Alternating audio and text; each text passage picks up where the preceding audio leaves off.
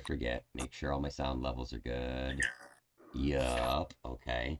So last time when we left you guys, I believe, because I did not rewatch the video this week to catch up, you guys were outside of the Black Sail Tavern, and you were in kind of a weird, awkward situation, having gained possession of the child Umbra from Durkal's tower. You had learned that Durkal was supposedly Umbra's father. You had also learned that Umbra's mother, Karen, uh, was actually seeking the possession of the child.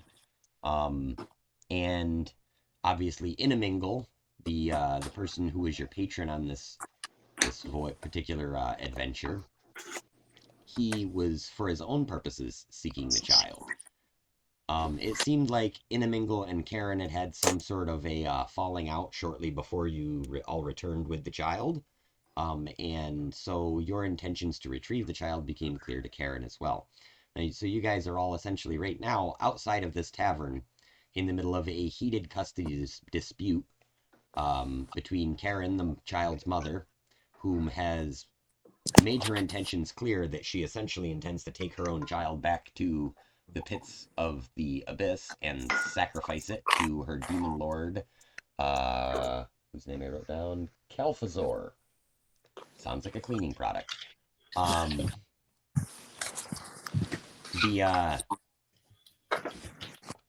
intention of Inamingle, your one big-armed Yagnaloth friend here,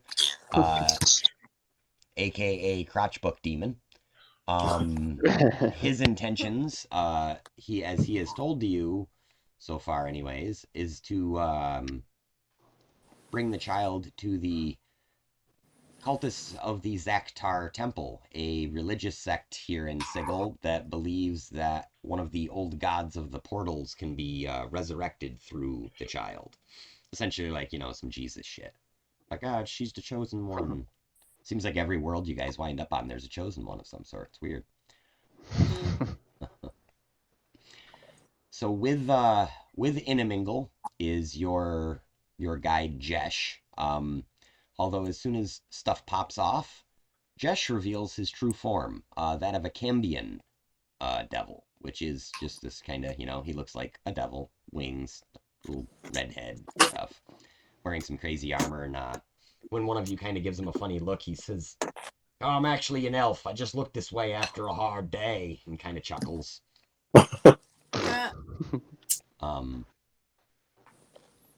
However, with Karen is Turia, the tiefling fighter that you had met earlier with Inamingle, who seemed to also have had a falling out with Inamingle when learning his intentions with the child. And it seems like Turia has sort of swapped sides in this battle, and she has now shown up with Karen to retrieve the child. So you guys are all standing, as you can hopefully see, outside the door of the tavern. Mm-hmm. And you have all already actually rolled initiative. Mm-hmm. Along with this is one other person, that charmed Soric Planestalker, a fighter that had been with Karen. I don't know if you guys remember that, but yes, he was part of the row also. Yeah.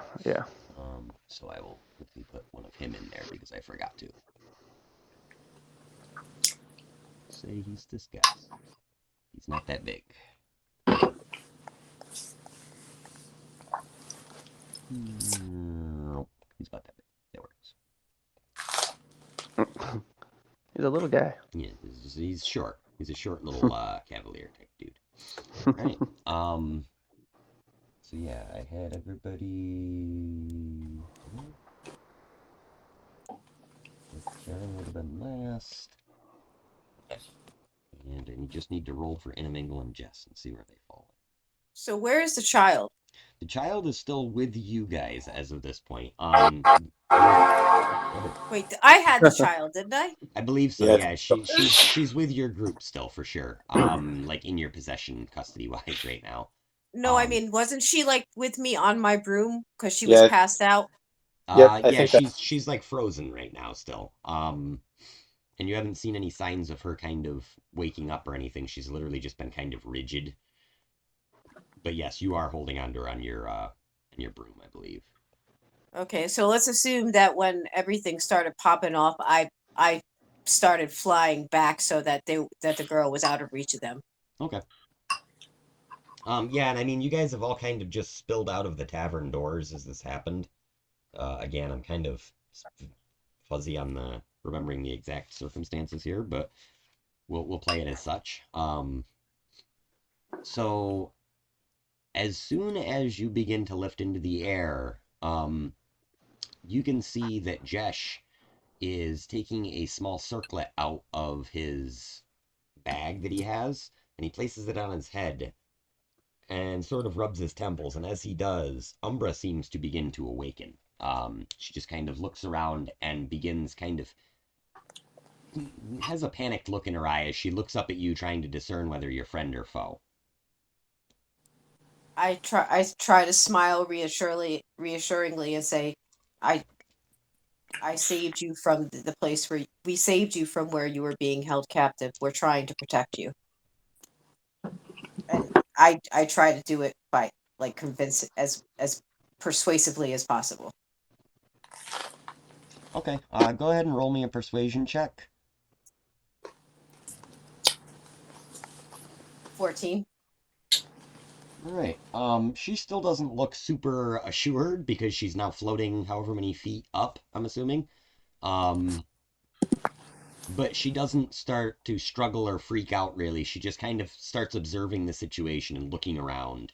It's kind of shockingly mature for a child her age to be like to really be like as observant as she is. She's like scanning the situation like she's trying to figure out a plan, is what you kind of perceive from this. I also say to her, if you have any questions, please ask. I will answer them to the best of my ability.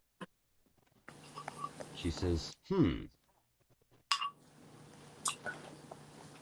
So, who are you? I am Araneth. I am with the group of people down there trying to protect you. I was asked by, and I say his name, along with the others to rescue you.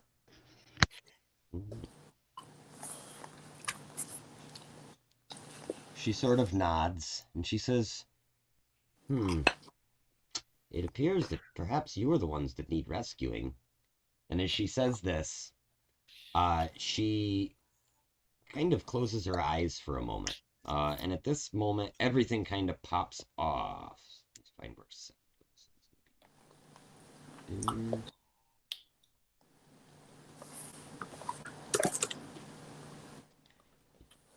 all right, so the first person to act is actually going to be Jesh.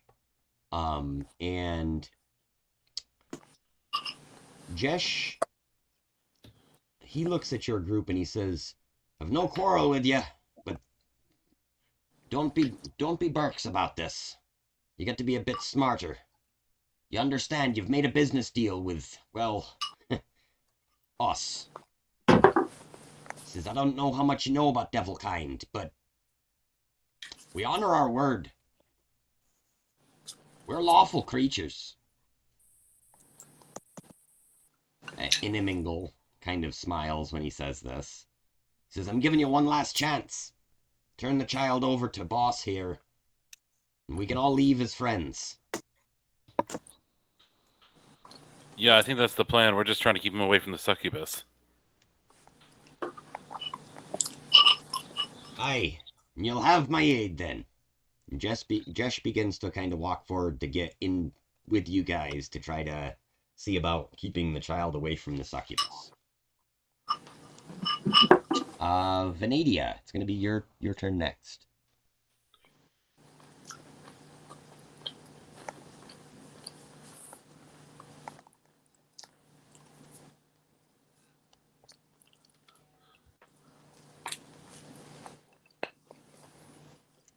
Is your mic on, Oh, Nick? sorry, Oh, I yeah, was you're muted. muted. Okay, so I guess I'm closest to that fighter guy there. Is that the case? Yes, you are. You're sort of on the backside of the group, although Arianth is above you guys, I'm assuming now. So yeah, you've If got Above and slightly back, just as away from the succubus, basically. yeah. if Maggie sees you looking at the fighter, she'll yell, "Leave him alone. I'll take care of him." She plans on uncharming him. Okay. Then I might just go right at the succubus then. Okay. Charging into melee. Mm-hmm.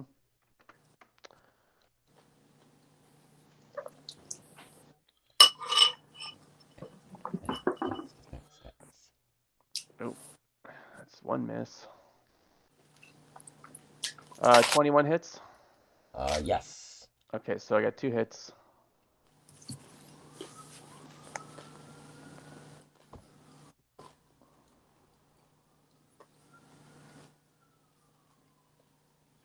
Damn. 22 damage or 21 damage. And I'm going to, as my bonus action, cast Hunter's Mark on the succubus. Okay. All right, so you go in, blades swinging. She dodges a few. Dodges at least one, it sounds like. But she is struck, and she lets out a billow of rage. She says, "Soric, love, please, will you let them attack me as such? Show me your love for me." And he sort of looks at her like, "Okay." Let's see, Maggie, your turn. Maggie runs over to the fighter and casts Greater. What's it called? Greater Restoration. So instantaneous, and I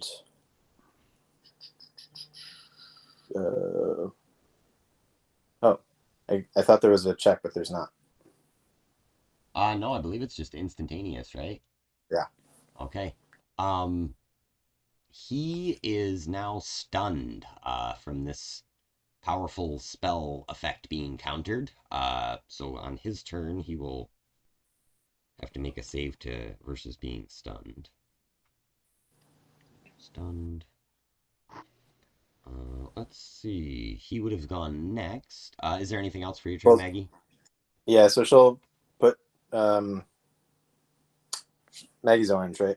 Yes. Yep. Right there. Yeah, I think she'll. Well, yeah, okay. She'll throw the spiritual weapon. Let's see, we'll do 4th level at the succubus. So, oh, nice, nat 20.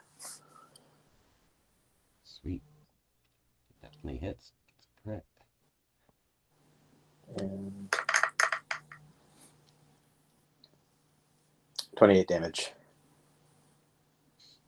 All right. Yeah, Maggie's pissed. She cannot fucking believe that she was deceived by a mother who was betraying her child. She's been angry, but now she's really angry. Okay. Is that bludgeoning damage? Yep, and radiant. Hold on, let me look up the breakdown.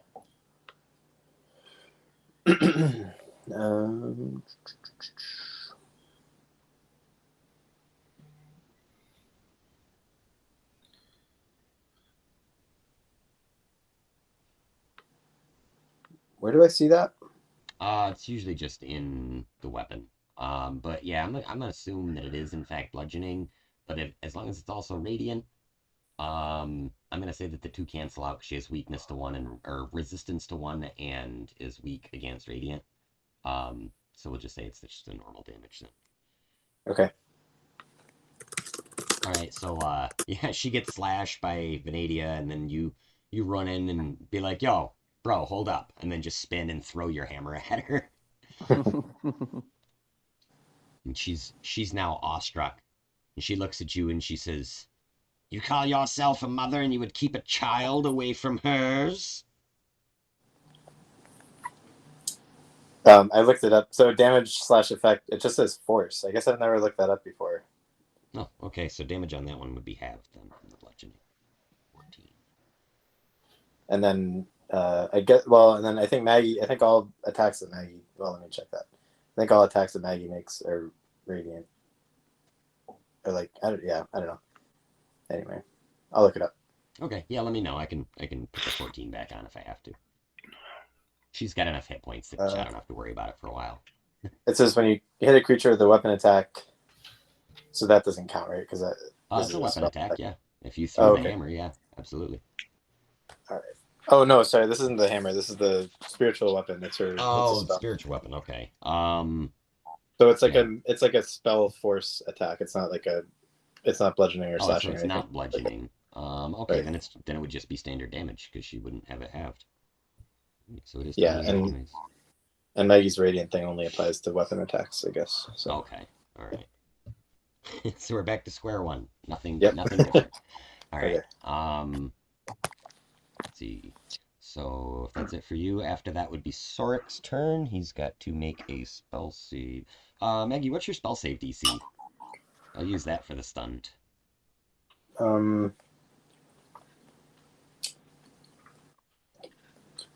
What would that be? It should be on your spells and abilities, like in the little box, I think, next to your... Spell save is 17. 17, okay. He rolled. Yeah, so he kind of shakes his head for a moment, and he looks around, and he's like, What? What evil is this? Where am I? Who are you people? Maggie says, we saved you from that succubus. She had charmed you to sacrifice her daughter. The vile creature. Assuredly. If you need my help to defeat it, it shall be yours. However, dude. He used his action, however, to roll his saving throw. We're gonna say actually that would have been his bonus action. So he's going to take a swing at Turia here. Turia's form, by the way, has also sort of shifted, although hers is still much closer to what you originally saw. Let's see. Turia is able to dodge the blow. Next is going to be Tohan. Murder Lizard. Time to murder. I would like to rage. Excellent. And then I'm going to go right up to the succubus and attack her recklessly. With my vampiric great axe.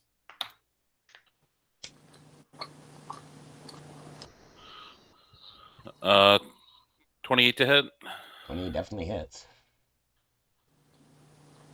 18 damage on the first one, and natural 20 on the second. Oof.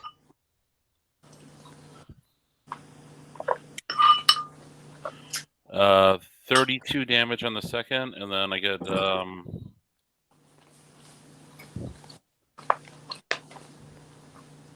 11 necrotic.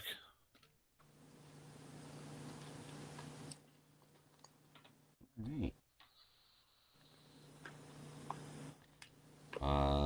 Yeah, she takes these hits like a champ. Although she is small in stature, she seems unnaturally able to just absorb the force of these blows, like literally doing like the cross hands up, like you're pretty sure that your axe slammed into her arms hard enough to split stone, and yet she's obviously taking wounds, but yeah, she is nowhere near bloodied yet. She just looks like tis but a flesh wound. I can do this all day. All right. It is now Umbra's turn.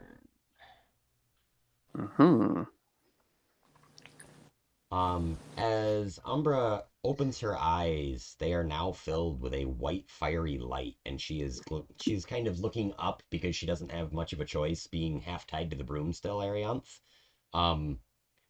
But as you are kind of hovering, the wind is moving you ever so slightly. Right about where you are, what appears to be just kind of a small cylinder or a hole in the very fabric of where you are opens up and encases you. And you are now in the Black Sail Tavern in a room upstairs, you and Umbra both. Let's see, you're in this room, we'll say. And because you are still flying on your broom, you are kind of bouncing off from furniture a little bit and like crashing into like the bookcase, and it's just kind of awkward because I steady the broom and I bring it down to the ground. okay. And as I'm doing this, I ask Umbra why she took us away from that area. I need to help my friends. She says, yes, but this is a much quieter location. You can explain to me exactly what's going on so that I can survey the situation appropriately. Now, let's begin at the beginning. Who are you exactly? You said you're with that group out there and you're trying to save me from someone? Who exactly are you trying to save me from? I give her a short synopsis of everything that went down. Okay. I am honest with her. I don't try to lie or pretty anything. She says, well, my father may be a bit of a curmudgeon, but I don't know that he had me imprisoned necessarily. I could have probably gotten away at any time, and quite frankly, I think he'd just rather think that I couldn't. It's like a dad thing. It's awkward and weird. He's just trying to protect me, and I understand that, but there are days that I do crave going outside that tower. It's lonely there, I also explain everything that's going on with whom hired us and why they want her as well as her mother. She says, it's a pity that. I'd always wondered about my mother. Father didn't really like talking about her much, but, yes, it would seem that her intentions are not exactly, in the best of intention, or she doesn't exactly have the best of intentions. And what of that, other fellow with the one big arm, the weird dick book? Was he the one who hired us? Yeah. Yeah. That's Inamingle. I explained to her that what his beliefs are and what he thinks her role is.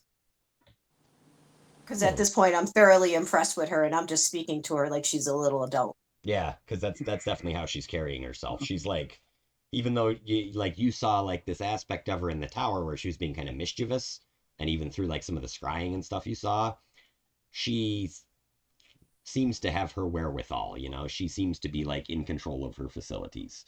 So she's an old soul. Yeah, she kind of takes that explanation. She says, that's very interesting. Perhaps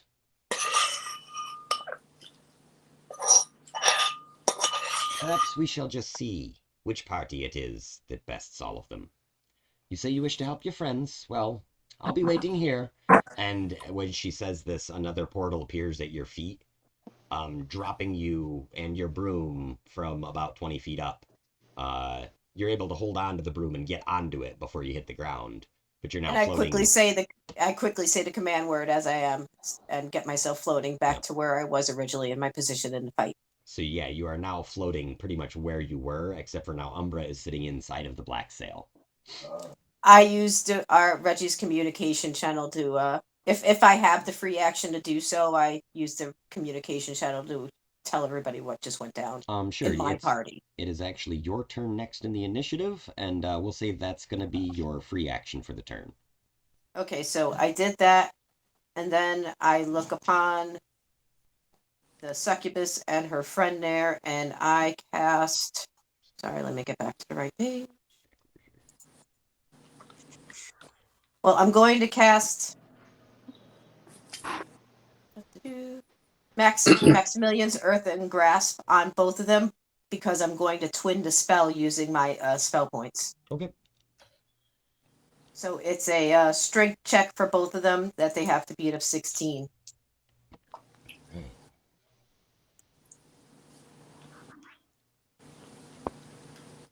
Alright, the succubus fails. And Turia.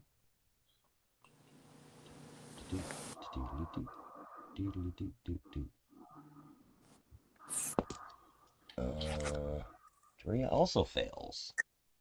Okay, they are both restrained for the duration of the spell, which is concentration up to 1 minute, and they take 2d6 bludgeoning damage, and each at this turn and each preceding turn of mine as I keep the concentration. Dang. Go ahead and roll for damage.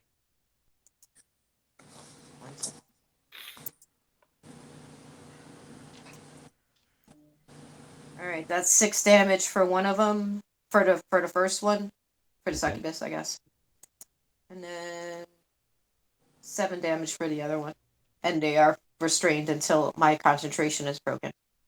Okay. Seeing this, Inamingle steps forward and he says, "Excellent work. Now, what did you do with the child?" I say you have no worries, she is safe, and that's all I say. Oh, please, let's not drag this out longer than we need to. I'm trying to do what's in the best interest of this child. I'm trying to get her to... I cut him off and I say this child is quite able of discerning her own best intentions for herself, and she will do so when this fight is done.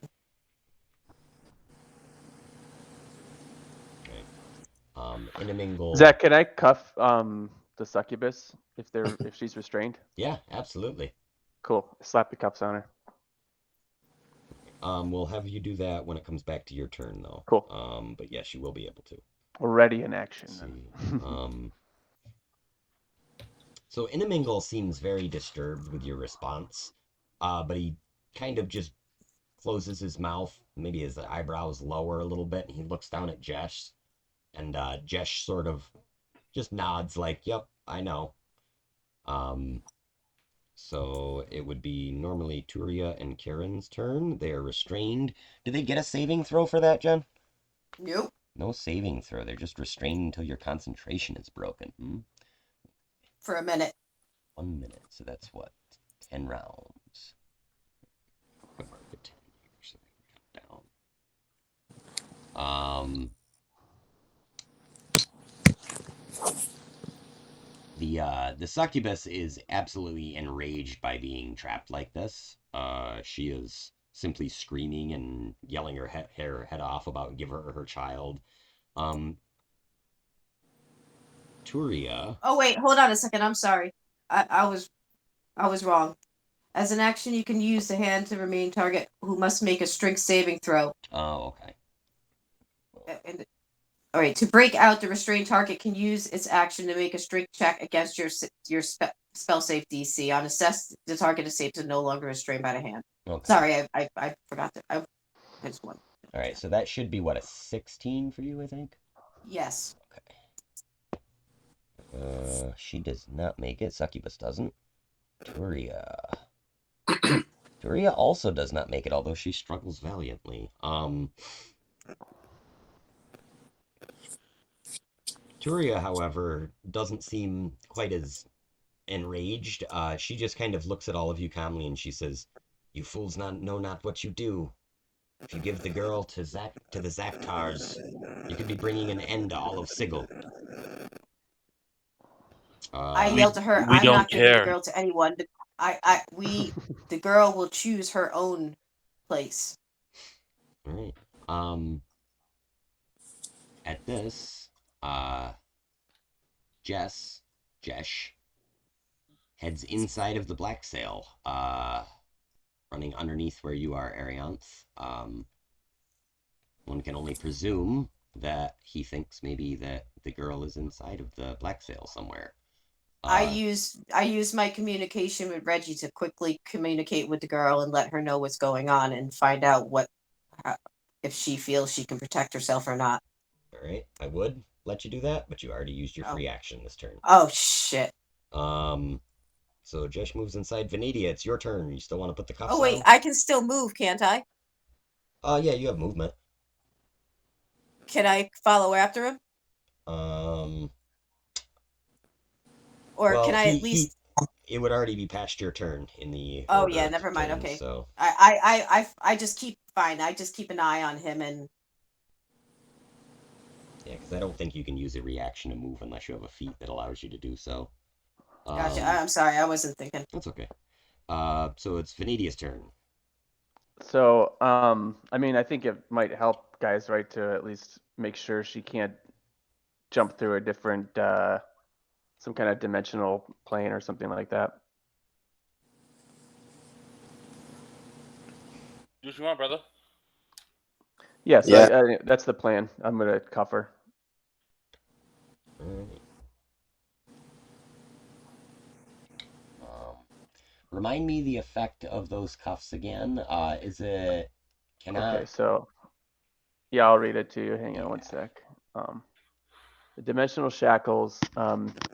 You can use an action to place these shackles on an incapacitated creature. The shackles adjust to fit a creature of small to large size. In addition to serving as mundane manacles, the shackles prevent a creature bound by them from using any method of extra-dimensional movement, including teleportation or travel to a different plane of existence. Okay. Excellent. They don't prevent the creature from passing through an interdimensional portal. Okay.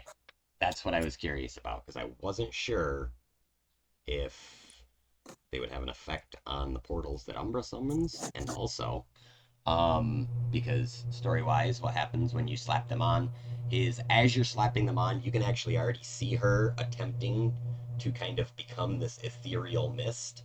Mm-hmm. And you would know a little bit about this history from your tiefling background, that it is rumored that many demons and fiends are able to essentially shift from the material plane to the ethereal plane, or vice versa. So as you slap these shackles on, she looks absolutely mortified now because her attempt at shifting to the ethereal plane has now been thwarted. Nice. And she thinks, damn it, I wish I'd done that on my turn.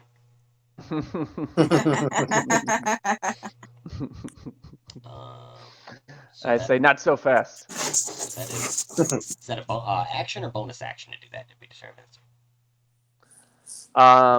It says an action. Okay, so that's your full action then. So you still have a bonus action and a movement if you want it.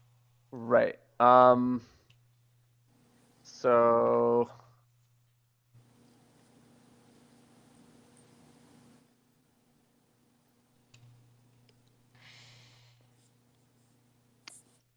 yeah, I don't know. I guess my I was just gonna cuff her and just restrain her.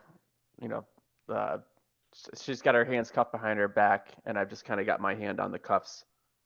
So I don't really have much else in my action to do. All right, Maggie, what would you like to do? What is the Turia? Is that her name? Is she? I guess she's still just kind of struggling against the earthen grasp. Yep, yeah, they're both being held by essentially these big earthen hands.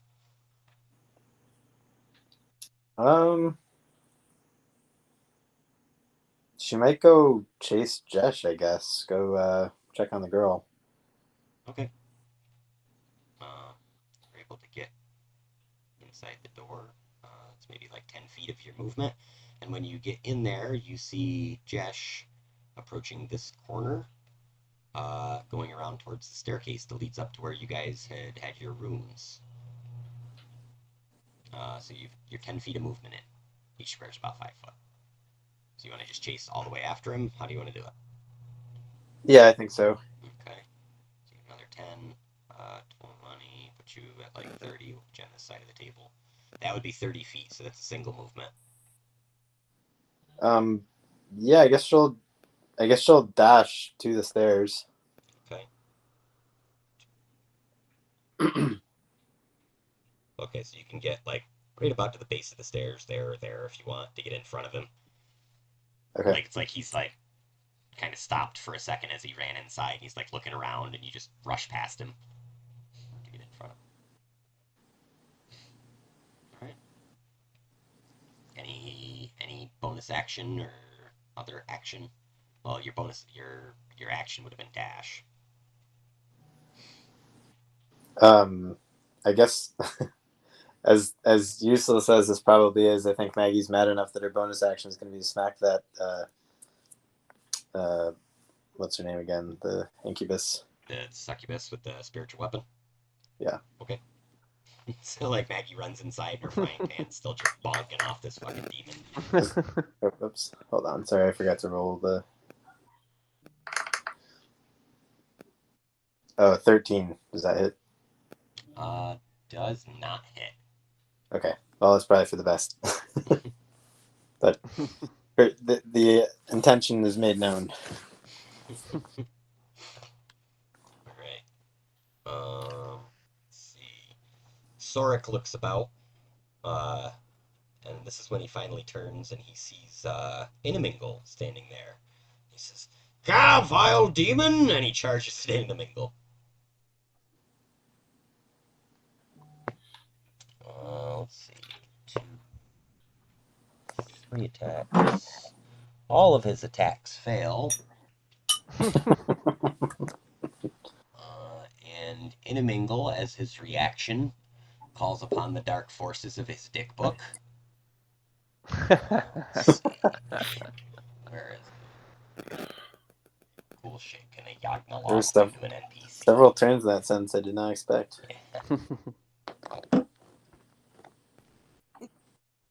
The tainted tome.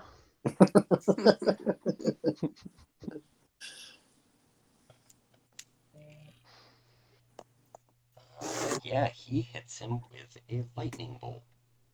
Just have to look up the damage on lightning bolt, but I'm fairly certain that Sorik is no more. Oh. Poor He little fought guy. valiantly. Mostly because your DM doesn't like tracking extra initiatives.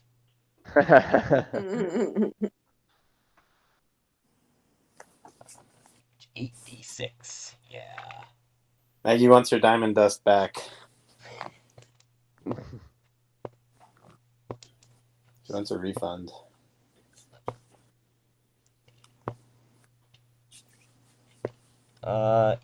Sorik takes like 30 lightning damage. And he is not dead, but he is bloodied. So he just kind of, as he's charging at this beast, swinging wildly, Inamingle sort of backs up and just sort of lifts his one big arm and his one small arm and T-poses, and just lightning shoots out from the book and just hits this guy, and he's like, and just drops to the ground, down to one knee. Let's see. Tohan. I probably don't need to keep attacking recklessly, right? Because she's restrained. She is restrained, so you would have advantage on any attacks anyways. So I automatically get advantage on Yes. attacks. Yes. Then I'm gonna hit her a couple times, or at least try to. 25 to hit. Mm-hmm. That hits. 21 damage on the first one. 22 to hit on the second. That also hits, yep. Okay. 18 damage on that one, plus another 10 necrotic. Right, I have to do some quick math.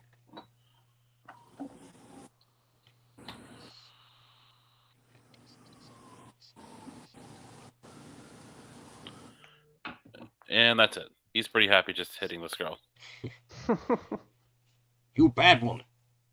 95. Sorry, I'm trying to total up points because I've just been marking them down and being like, yep, that's not close to her total yet.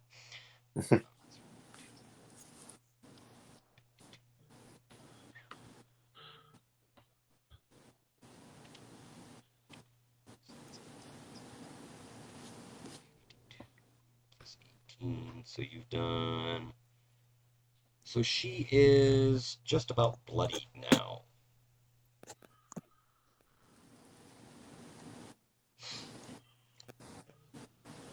And the necrotic damage is slowly starting to kind of show up. Like, you can see, like instead of looking like kind of a weird, like, infected ooze, it's actually coming out like magma coming out of, like, the side of her head, like her horns where your axe is hit and stuff.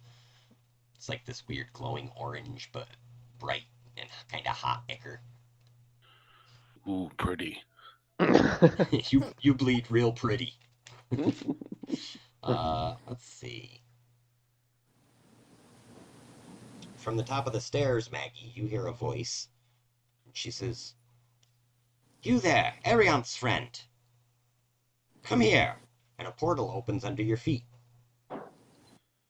You fall through said portal, and you wind up upstairs in the room with Umbra. She says, "So, your friend tells me that you're here to protect me. What makes you think that I need protecting?" Maggie says, "Dearie, I can tell that you're very strong, and I just want to be here for you. If you don't need protection, that's great." Well, Father always said never to trust anyone that... Well, he basically said never to trust anyone, honestly. He's not a very trusting person in general. He seems to tout these harmonium fellows, but they don't understand my jokes or my gags. What do you say that we play a little joke on these fellows out here, all these people that want me for their own devices? Would you like that? Maggie says, "What are you thinking? A joke sounds fun." Oh, trust me, this will be very much fun. Outside,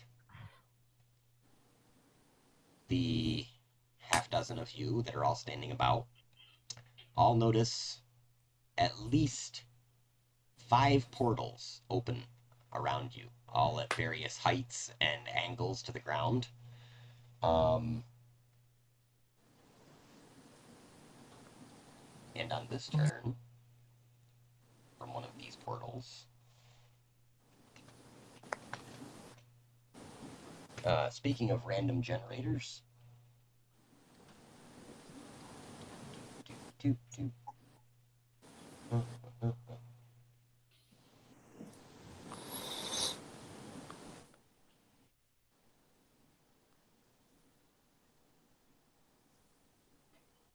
let's see.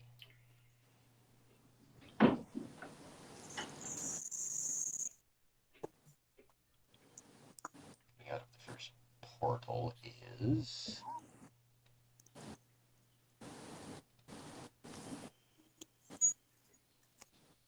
Where's my search station?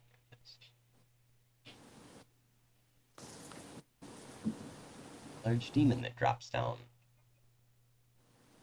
right behind Karen and Turia. What drops down? This is what's called a... She says, "Oh, a mutilation demon. What fun." Okay. She says, "You see, I opened a portal to the abyss. Well, to the abyss, to Mechanus, several places really, but this fellow got out first." And the 5 portals close. She says, "Oh, drat. I didn't know that it would stay open for such a short amount of time. Well, maybe I can try again in a bit." So yeah, this thing pops out, and it looks like essentially some sort of a bear wolf with crazy pincher teeth, a giant reptilian tail, and some nice long spider legs coming out of its back. Ooh, it's got some nice spider palps.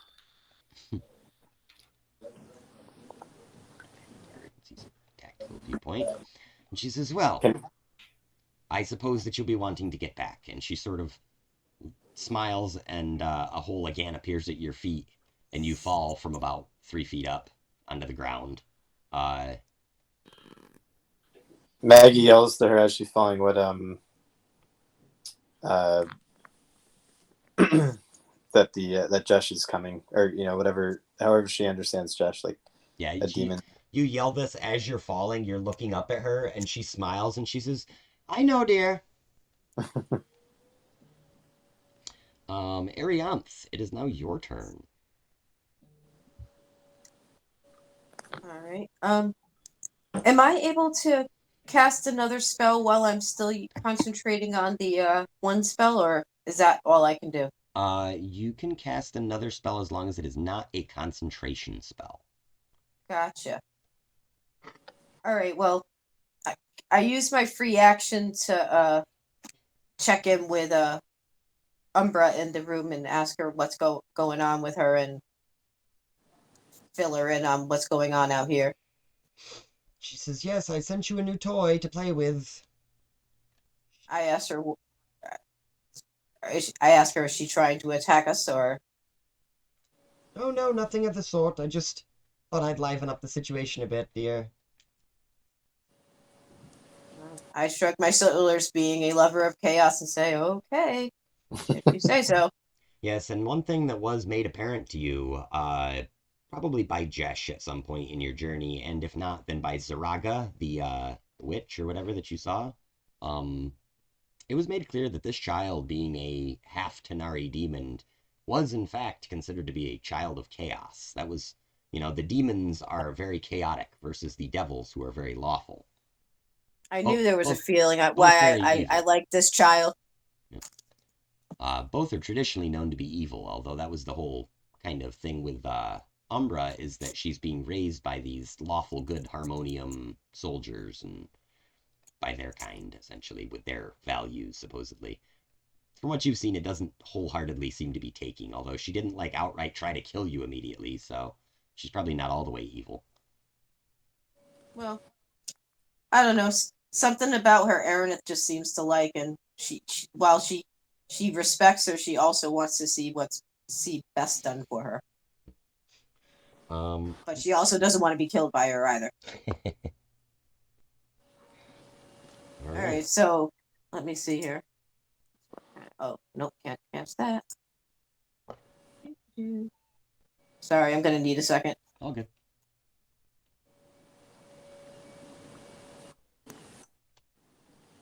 How far outside of the building are we, out of curiosity? Oh, I mean, Maggie literally got dropped at the edge of the wall. You're kind of hovering somewhere between 5 and 10 feet away from the top of the first floor, probably, I'm guessing. All right, way too close. Yeah, it's pretty tight out here. Consider this, white space outside of the building to be, the sidewalk, probably. It's probably, a 10-foot wide, sidewalk area. And at this point, people are starting to kind of gather a little bit around, the outskirts, as the Black Sail is in a fairly populated area, and there's people kind of wandering out of their houses and looking and being like, huh, look at that, demons fighting in the street. And they sort of seem pretty nonchalant about it.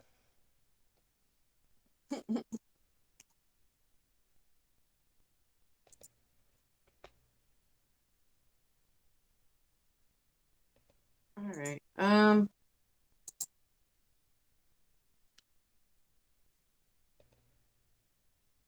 I will shoot. I will attack with a 4th level chaos bolt to the succubus. Okay.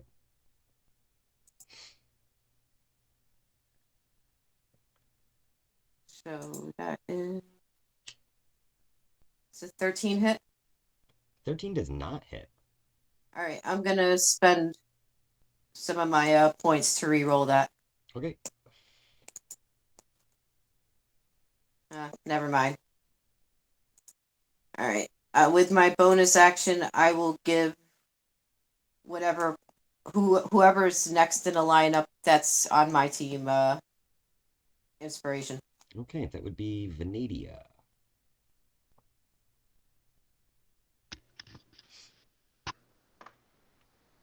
Cool. All right. Inamingle looks down at Sorik. This pathetic little wretch, attack me. Do you know who I am? He reaches down with his strong arm. Doop, doop, doop, doop. Sorry, So, Maggie yells to him, "Leave the poor kid alone. He's seduced by the succubus." So I just want to point out that on his stat block, it's actually called Massive Arm. Melee weapon. Nice. I'll use my strong hand on you. So Wow. He actually missed. He got a 3. He's at +8. He's at +8, but the other guy's armor class is too high. So yeah, he reaches down to grab this guy, and the guy just rolls a little bit out of the way, and his fist slams into the ground. Inamingle kind of looks up, sees all of you kind of laughing at him, dealing with this stupid fucking Soric guy. What's so funny? Maggie's glad that happened. She's trying to smooth shit over. Let's see. For his bonus action, he looks up at Tohan, we'll say. He says, "You there, lizard, you look like a strong young man. Do me a favor and kill that evil succubus there, will you?" And, Working on it. Good idea, thanks. He casts Suggestion, which you can make a Wisdom saving throw. His spell save DC would be a 15. I fail. Okay, so yeah, you're like, yeah, sounds good. It sounded good anyway, so that's fine. Not hard to suggest something that somebody already thought. That was my idea. I'm doing it, but not because you said to. Yeah. All right. That's going to be Inamingle's turn. Let's see. Turia makes a strength save, gets a 20. Turia is able to break free of the earthen grasp. She then uses... Oh. Wait, I'm sorry. Who broke out of the grasp? Turia. Turia. She rolled Okay. a nat 20 on her saving throw, so it's not the succubus, it's the tiefling fighter. She Gotcha. turns, and seeing the mutilation demon directly behind her, she says, "No, not Shamazane," and she turns and begins to run, provoking an opportunity attack from the demon. We're going to say she tries to run into the black sail, seeing this guy. And from Maggie and from me, right? Yes, absolutely. I'm going to let the demon go first. Arbitrarily. Nepotism, you know. Right. You gotta look out for your own. Oh my god, this is going to be ridiculous. Yeah, we'll just go claw attack on her with this guy. Let's see. He rolled a 15 at +33. What? Yeah. So Oh boy. 3d8 +17 slashing +1d6 necrotic. Okay. Let's see. We'll say I'll average that. So we'll say 12 +15 +d6. So he does an even 30 damage to Turia. Go ahead and make your guys' opportunity attacks now. She's Okay. bloodied. 1 sec. Got a 23, another 23, a 17. Do those all hit? The 17 does not hit. Okay. Maggie hella missed then. Oh, my damage rolls are so shitty today. All right. That's 25. Okay. She is very bloodied now. Like, you hit her with those 2 attacks, and she, like, basically the demon hit her and knocked her, and you just double bladed her on her way by too. So she's like trying to get into this tavern. Maggie, did you say you missed on your attacks? Yeah, 13. Okay. Spiritual weapon too. Oh, the spiritual weapon gets a hit? I'm assuming he's still in the same area. All right. She'd probably have to run by the frying pan that's been bashing the succubus. All right, let's see. That's a lot more likely to hit. Oh, nope. 14. So she does like a cool rock star knee slide under the swinging frying pan, and she manages to just disappear inside of the place. Let's see. Karen does not very much not make her saving throw to escape. The mutilation demon turns to Karen, and he proceeds to do a jaws attack. So he bites her. Oh, and got a nat 20. All right. Oh boy. Oh, damn. God. That means he literally rolled a 55. Holy shit. These stats cannot be accurate. That's crazy. I just looked it up because I'm like, I am Mutilation Demon. This happens to be a particularly nasty one, apparently. I don't know. 3D 12. 6. So he does like 37 damage to the succubus. She is now, I think, very bloodied. If I'm doing my math right. 2, 7. Not quite very bloodied, but she's getting there. Does he have any other cool shit? Let's see. Jaws strike damages a creature targets enfeebled 3. Attempt 8. Oh, that's why. It's because I fucking looked up a 4th edition stat block. That's why everything's so wonky. Okay. I'm like, wow, these DCs are really high. Like, oh, yeah. Fortitude, we don't have that stat. Oh, shit. Stupid goddamn fan-made websites. I'm just kidding. I love fan-made websites. Makes Dungeons and Dragons so much cheaper. Alright, so we'll say she makes the saving throw for whatever that is to be not enfeebled. Come up with that on the fly. But yeah, she's looking pretty haggard at this point. So that's his turn. On Jesh's turn, you can now hear as another portal opens outside. Oh, ain't you a cute little git? Come here. Ow! And Jesh comes flying out, minus a finger, which comes flying out after him as though it has been bitten off. And Jesh lands hard on the ground with no, like, he comes out of a portal that is pointing down, like he jumped through it sideways, like he's gaining speed as he's going down, so he slams into the ground. Bobby, little bitch, he yells. Maggie completely shares Ariane's admiration for this kid after her experience with her. By the way, she's also like, never mind, I don't have to worry about her. She's good. So we'll say that whatever happened on Jesh's turn happened inside, and you guys aren't quite privy to it, but you can get an idea. It wasn't fun for him. Venadia, it is now your turn. All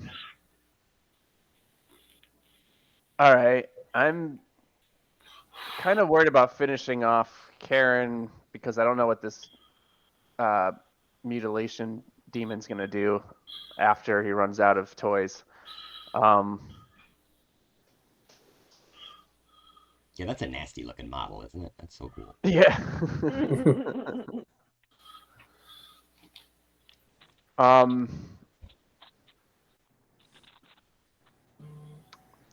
I think I'm gonna take the shackles back. I don't think that I need to be too worried about her getting anywhere anytime soon. Well, she can turn into mist, right? Oh yeah, even though she's whatever, held by the earth. Yeah, I forgot about that.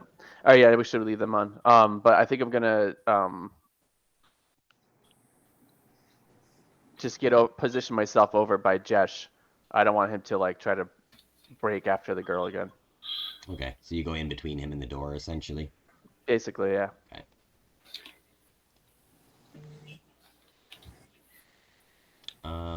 As you move away from Karen, she leans out and attempts to bite you. An opportunity attack. Ambient succubus. Let's see. Yeah, as you step away, she reaches out. She tries to bite you on the mouth. She has disadvantage on the attack. Is she rolling at +3? It's the thought that counts. Yeah. She got a 22 on the first roll, but only a 12 on the second roll. So 12 does not hit you. Miss me. And as her jaws, now you can't kiss me? Sure, jaws snap closed as you back away, and she sort of winks and blows you a little kiss, like. Mwah. Can I headbutt her for that? I would break your movement, but yeah, I mean, you could actually do a attack to her and then move if you want. She didn't attack yet. Yeah, I don't want to swing swords at her because again, I don't know. She's the only thing over there that this monster is preoccupied with at the moment. But yeah, we could say I'll when she misses with her bite, I headbutt her, and then I'll move away. Okay, yeah. Roll attack with advantage. Just unarmed strike or Yep, what? unarmed strike.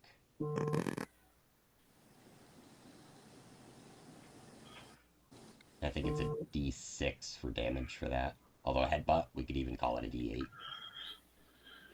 All right, so I rolled a 24 to hit. Yeah, that hits. I got for unarmed strike I have just 10 damage, it says. Oh, we'll go with it. So yeah.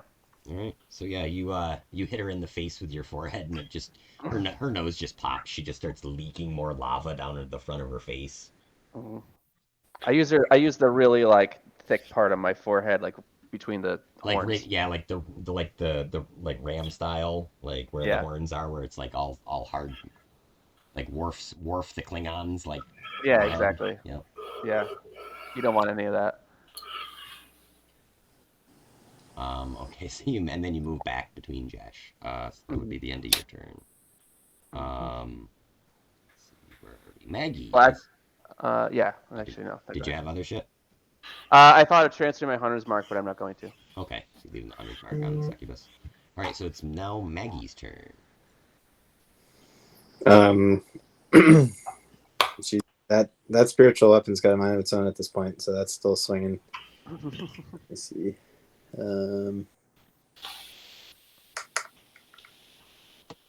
That's 23 to hit. That hits. And 14 damage to the succubus.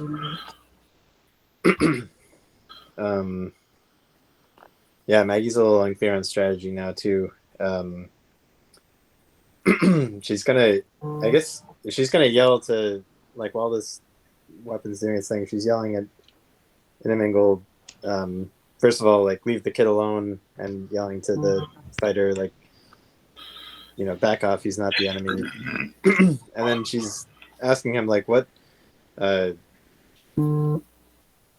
you do with the girl? It's not a matter of working for you. She may not be caught. Is that a problem?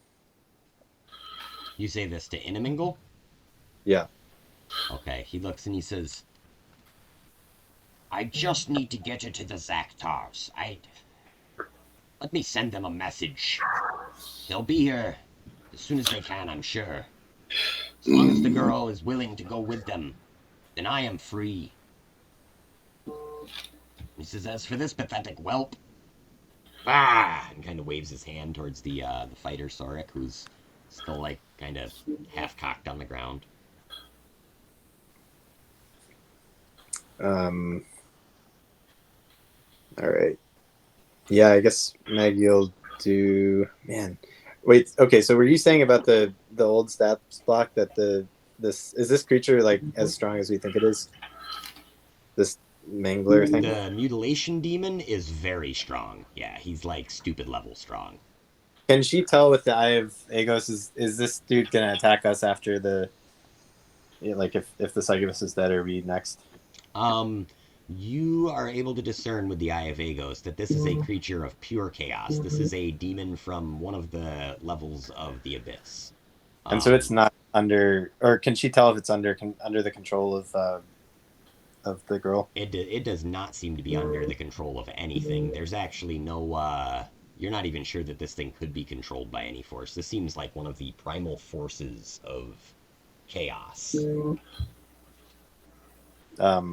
Like, in its name, it's here to mutilate shit, essentially. That's its one goal in life, find things and mutilate them. Well, and chew bubble gum, but it's out of bubble gum. Yeah, it's all out of bubble gum, exactly. Oh, shit. And I didn't prepare my bubblegum spell last night, Shit. so... What is... Yeah, can Maggie tell with the Eye of Agos the succubus, like how far from death she is? Yes. So when you look up, you see 231, or I'm sorry, reverse math here. She has 99 hit points left. Okay. Out of her like 333 that she had. All right. Well, that's plenty then. All right. She's gonna cast Guardian of Faith. Oh wait, no, not that. Who's that guy?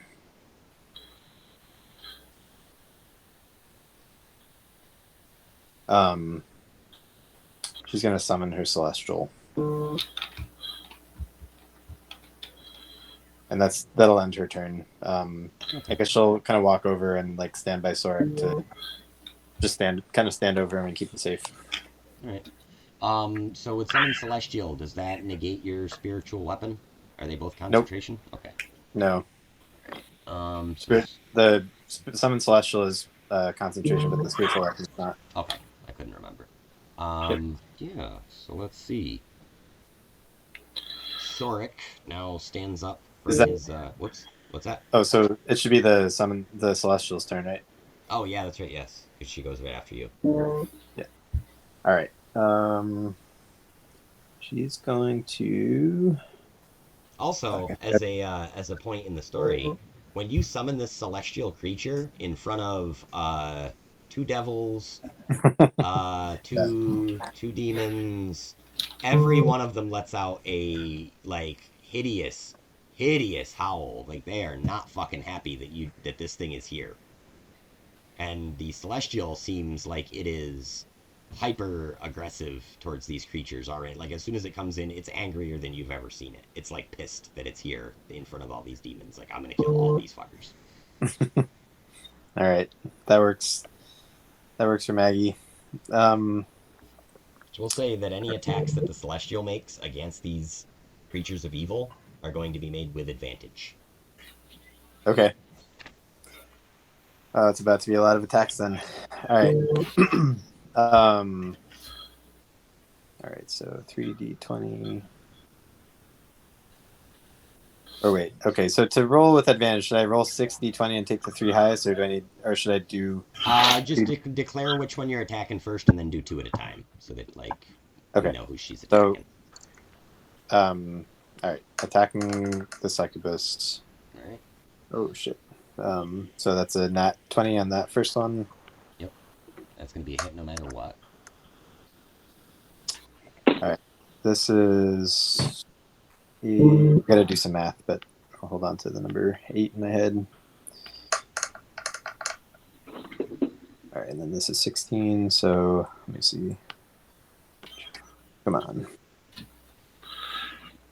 All right, so the attacks are.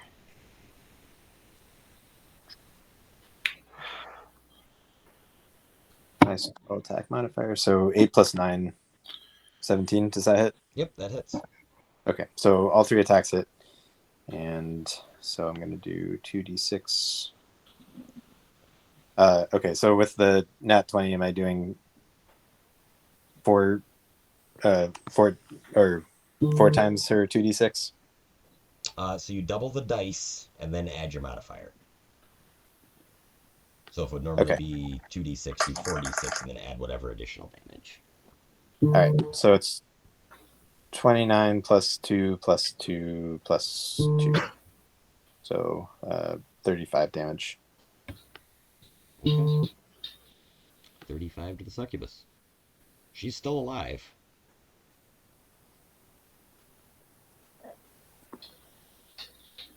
Right. So that was all 3 attacks on her? Yep. Okay. So yeah. Let me get a thing to keep track of your celestial here. Oh wait, I'm sorry. I'm sorry. I rolled the wrong attack modifier thing for that. All right, so it's 3d10. Yeah, there's like 2 variations of this guy, and I did the wrong one. Gosh, it's gonna be way worse. All right, so 13 plus 8 plus 9, so that's 30 even. Yep. Okay. So And then she's gonna give. Let's see, 1d10. She's gonna give Soric 3 temporary hit points. The celestial. okay. How many? 30? Did you say? 3. 3. Okay. Yeah. Gotcha. Yeah, she's got a 1d10 hit point thing, so her temporary hit point. All right. Cool. So yeah, getting this little jolt of hit points back. Soric looks and he says, "Many thanks, my angelic friend." He stands up and yet again he says, "Now, foul demon, where were we?" and attacks the Yagnoloth again here, Ainamingle. And Maggie is screaming her head off at this idiot. All right, one of his attacks actually hits. Poor bastard. He does 13 damage. Inamingle looks down at the cut on his little arm and wails, not necessarily in pain, but he's like, "Look what you've done to my beautiful arm!" He's so incredibly mad. As his reaction, he again digs down deep. Wrong stat block. This guy.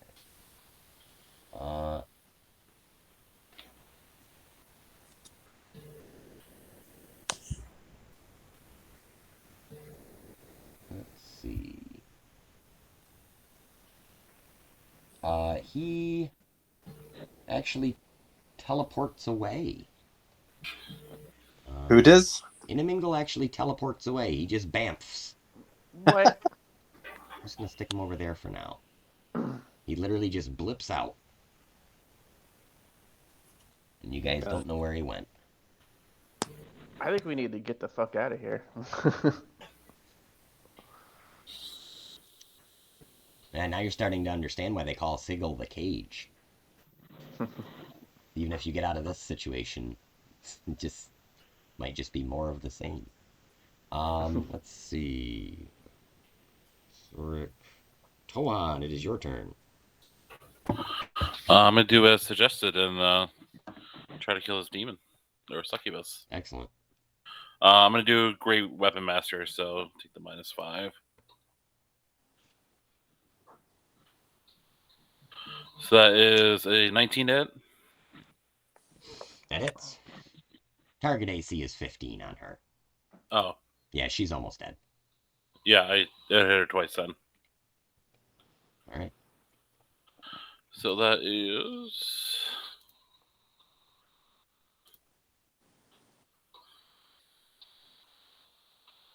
better.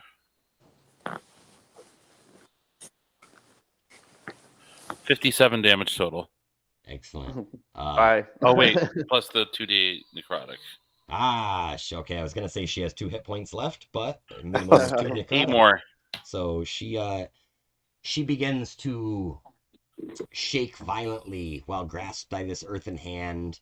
The shackles on her wrists she strains at, and you can actually see these shackles now are like they're creaking and groaning. And as cracks begin to appear on her body, she cries out and she says, his name?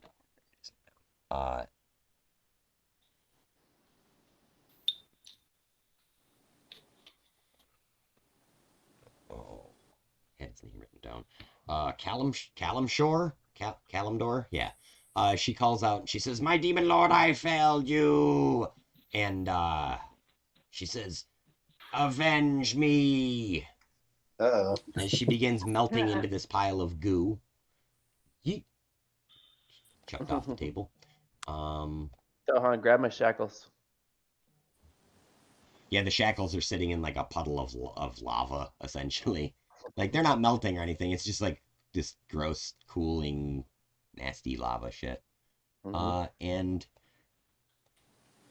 a rumbling in the ground occurs. And bursting out...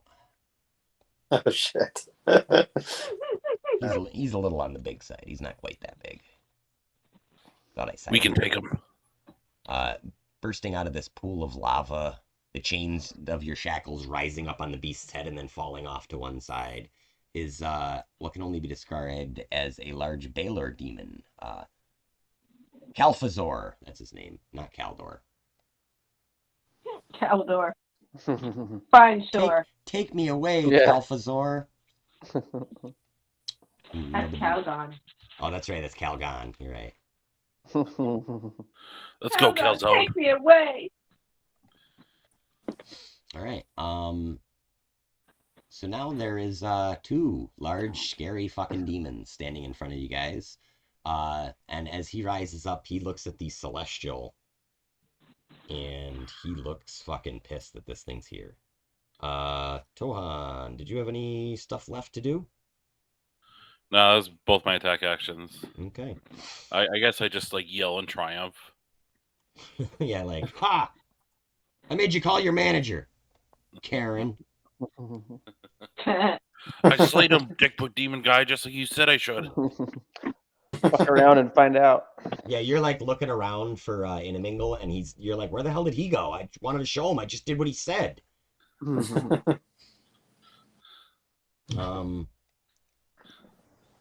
At this point, The thanks I get. another 5 portals open outside around all of you. And you can hear Umbra's voice, and this time she's just laughing hysterically. She just thinks this is the funniest shit. Although this time,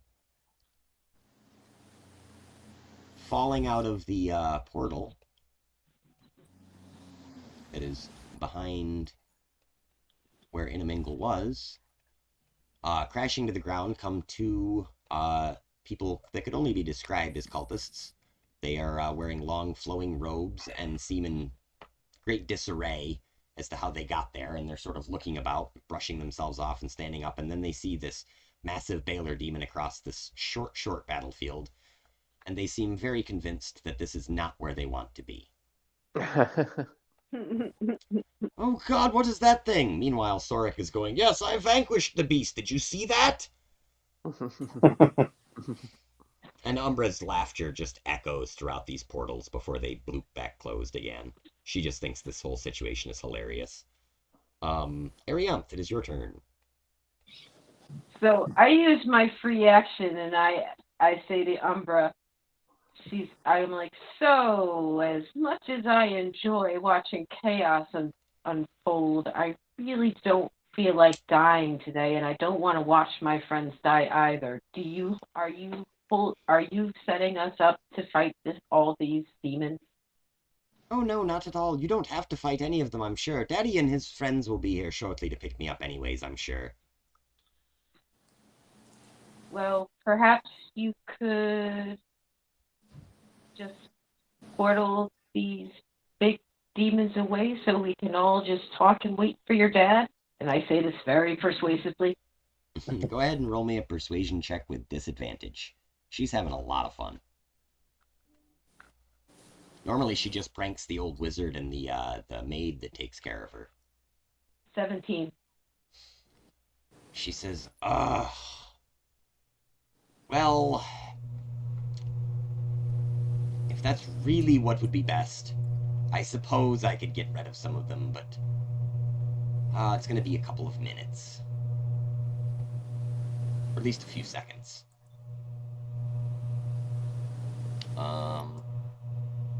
So we'll call that your free action, communicating with Umbra. What else would you like to do? All right. So right now we have the big demon that came out for the succubus and the other one. All right, I'm going to. Does the Eye of Argos tell us anything about the demon lord?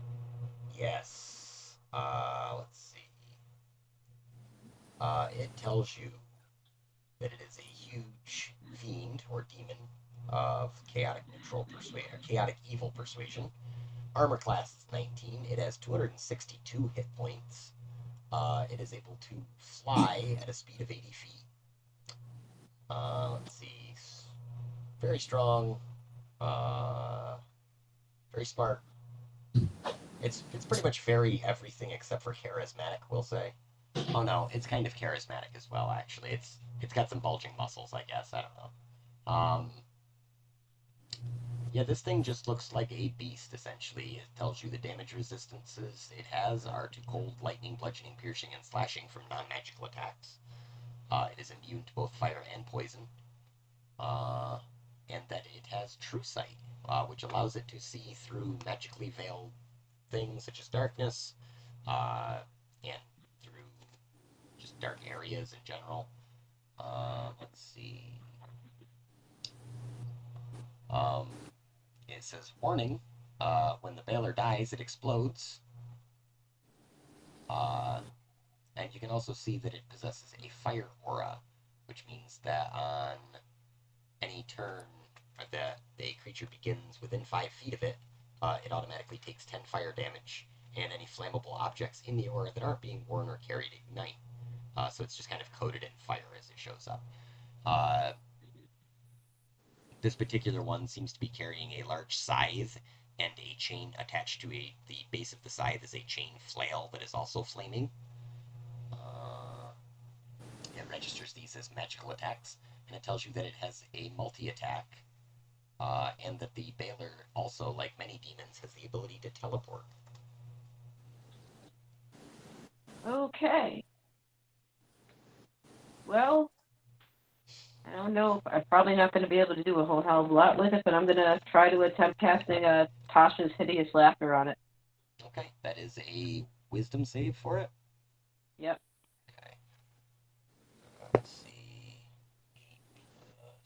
8 plus 3 is not a 16, so it fails its saving throw. Nice. Sweet.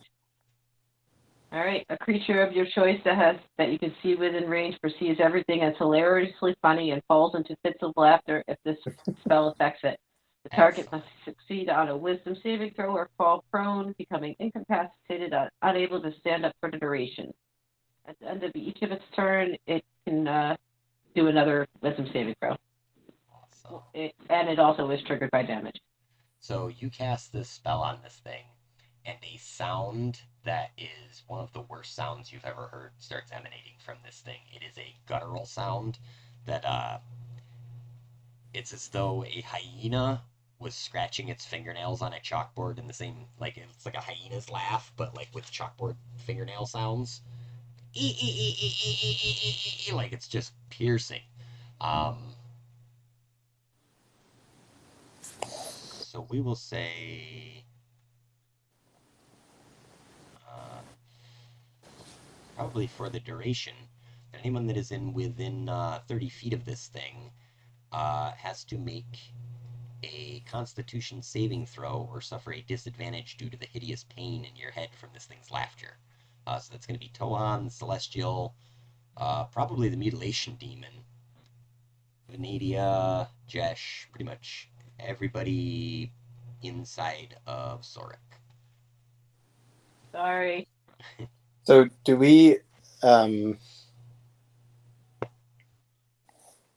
sorry, never mind. I forgot my question. Let's see, so Jesh fails his saving throw and immediately clamps his hands over his ears. I was gonna ask, does attacking the demon undo that effect? It just makes it so that it has an opportunity to roll a saving throw. Yeah, I think if you do damage to it, it gets advantage too, not saving throw. Okay. Yes.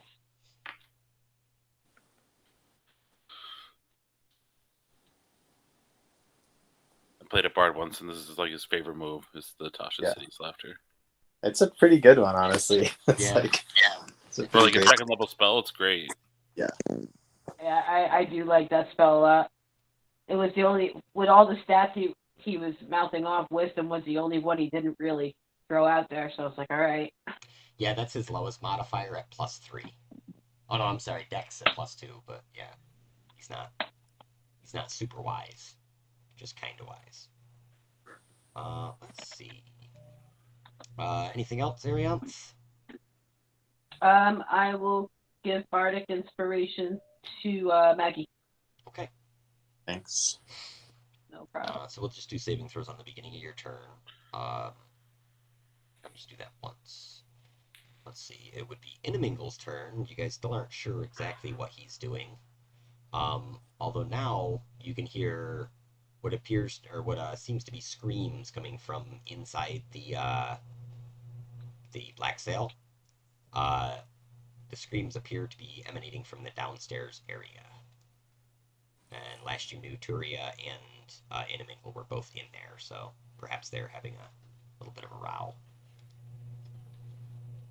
Well, she only had like one hit point left. Yeah, so. she was almost dead.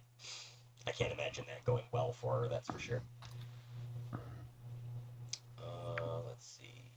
Zach, you sound way quieter and more and like further away to me. I don't know if Mhm. It does, yeah. Let's see. Oh, I probably have to click on the media. It probably made me quiet again. Let's see if this works. Did that do anything?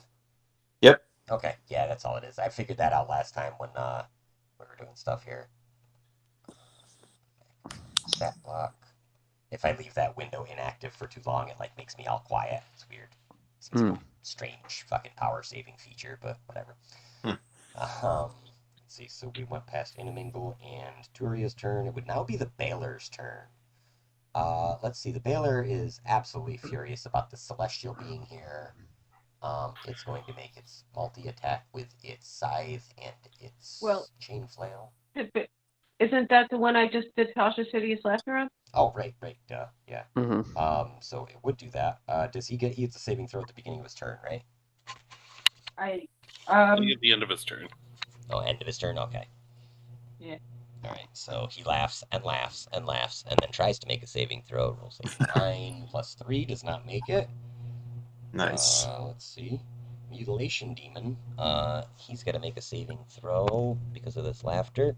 Does not make it, so he's at disadvantage on his attack. But he's going to. This guy's at disadvantage on his attack. The Mutilation Demon, the other one that's there. He's going to attack the Celestial. Mutilation Demon. He gets a 3 and a 1. I'm sure that his AC is higher than whatever his modifiers get him up to here.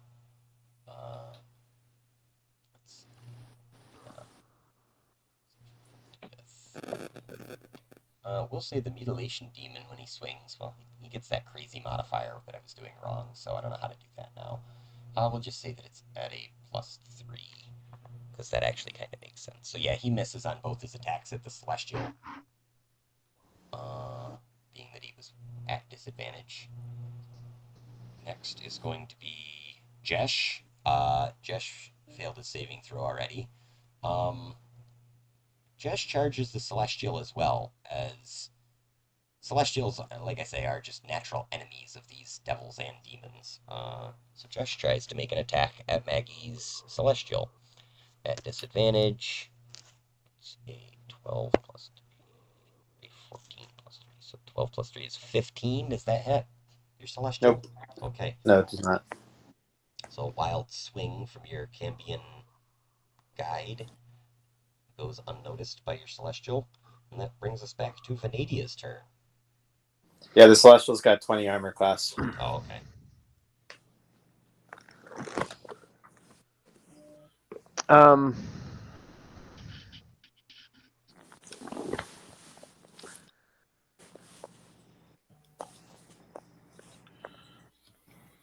Yeah, I'm a little perplexed strategy-wise right now. Well, basically, we're just trying to stay alive until either Umbra opens portals and takes away some of our problems, Right. and or her dad gets here. No, for sure. That's why it's sort of in the meantime it's kind of dicey.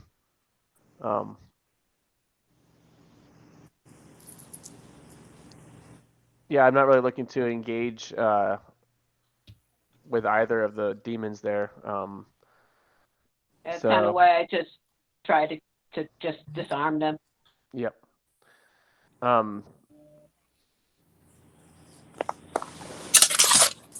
Yeah, I don't know. I don't really have much action to take in the meantime. I don't have any kind of like good utility thing or anything that I can contribute at the moment.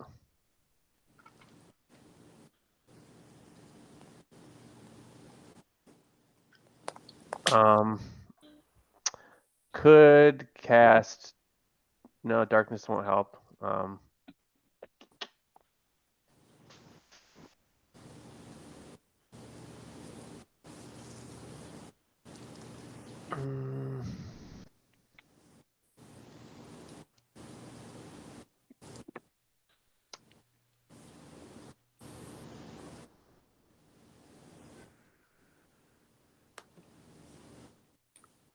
I think I'll just ready an action that if either of these two demons are able to attack any of our party, that I'll charge into melee with it. Okay. All right, so you ready in action to attack. Let's see. After Vanidia would be Maggie. So Maggie, you're now over here by Soric, and in front of you, you have these two cultist figures. From the Eye of Agos, can I tell what their deal is? Like, are they hostile? What's their alignment, etc.? So they actually come across as lawful neutral, and the little blip above their head says Zaktar High Priest and Zaktar Cultist. So these are the people that Inamingle was trying to give Umbra to.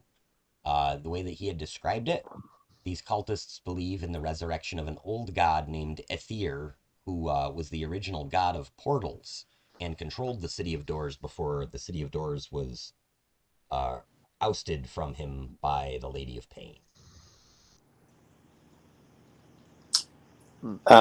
Maggie yells to Jesh, quick, tell us more about, or why are you worried about the girl on her own?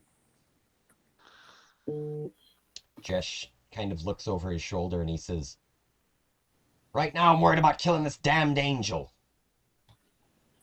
Maggie says the angel won't hurt you. The angel won't do anything except attack the demons that are the Baylor. You have that this is a celestial of my lady and is under my command.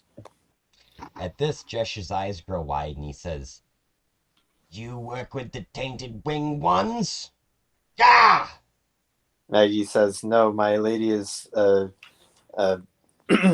goddess of the hearth, not a goddess of or not an angel, not a god, but the goodness in us all.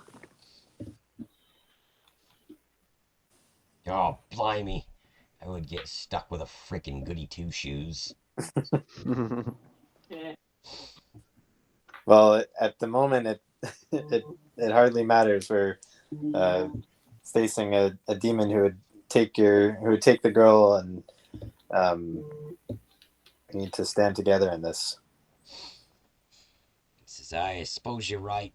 It's hard to tell which is a worse enemy, the ones from above, such as your friend here, or the demons that we've been in a blood war with for millennia.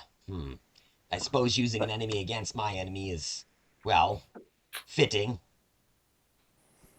Maggie says the celestial will do you no harm, and I am a cleric of the hearth, not of the angels. Yeah, he still seems suspicious, but he sort of like lets it go at this point. So he's like also not worried about the girl. I mean, I guess like what are these cultists doing here? So Jesh is, essentially being like a hired hand for Inamingle. He's less concerned with what Inamingle's intentions for the girl are and more about whether or not he's getting paid for this job, I think. And you guys probably would have been able to pick that up along the way talking to him as a guide. Like, he's very concerned with how much coin he's getting on any given day. Yeah. The Zaktars, let's see, they are finally kind of getting their composure a little bit, and they look to you, and they're like, Has Inamingle retrieved the girl? Are you the ones he sent? Maggie says, we have retrieved the girl. Umbra, the Zaktars are here. Come meet them. And she yells that. Okay. You listen back for Umbra's response, but and this is assuming that Arianth had Reggie open a party line to her as well. But you don't actually hear a response of responding to you. What you hear is more like a some sort of a scuffle going on. No, leave her alone. Get off from her. Ow! Stop biting me. You can tell that the first voice seems to be Umbra. The second voice seems to be Inamingle. All right. Is anybody engaged with the demon? Either of the two demons right now? Not at the moment. They both attacked. Or I'm sorry. The Baylor could not attack. This one would have moved up just enough to attack the Celestial. Oh, okay, but the celestial is engaged. Yeah, so the Celestial is the only one that's actually engaged with the Mutilation Demon. All right. Well, all right. We're gonna smack that mutilation demon with the spiritual weapon. That's 24 to hit Let's see. and 15 damage.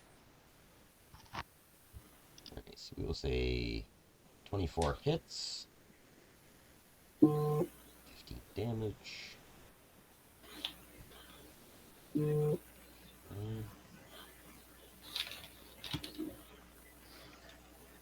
Doing some quick hit point conversion from 4th to 5th edition. Yeah, like this thing is sending your Eye of Agos into a fit because of all the weird stats it has. Yeah.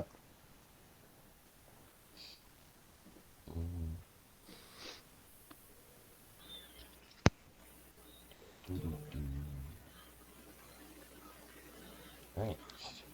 So yeah, does 15 damage. All right, and then I guess she'll yeah, should. Oh, can I tell if the Iagos is the demon have like what are the demon stats like wisdom and charisma wise? So it has a +9 to strength, +5 to dex, +7 to con, +6 to wisdom, and +3 to charisma. Yeah. So it does not have an intelligence modifier. Okay, but still pretty high in wisdom. Right. It's got 175 hit points and an armor class of 19. Okay. It also shows it has a weakness against cold iron and against the powers of good, which means that anyone of a good alignment will be able to gain advantage on their attack, we'll say. Oh hell yeah! Wait, I can't even remember if I do. I believe you do. I think you do. You probably do.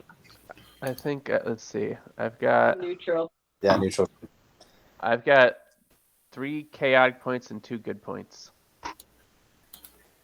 No, what was your original alignment though? Well, chaotic good. This Oh, there you go. you said that's advantage or that's extra? Does the Pam do more damage? Or Or I'm anything? sorry, yeah, I misspoke on that. It's not advantage. It would be that you do double damage because it's weak against forces Sweet. of good. So is that 30 damage from the Pan? That is 30 damage from the pan. Oh yeah. All right. She'll throw a guiding bolt at the demon thing, not the Baylor, but At the Mutilation Demon, gotcha. Yeah. Guiding bolt. Where are you? There you are.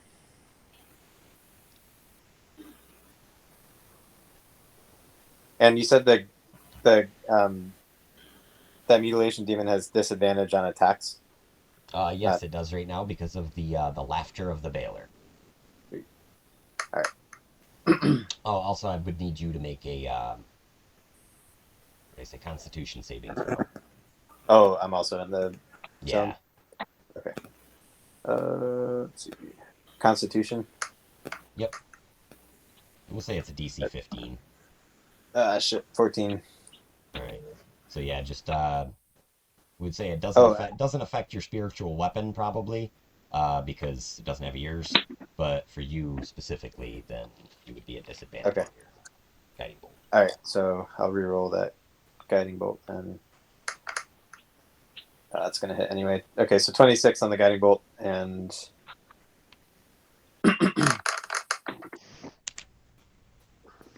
37 damage, radiant and good.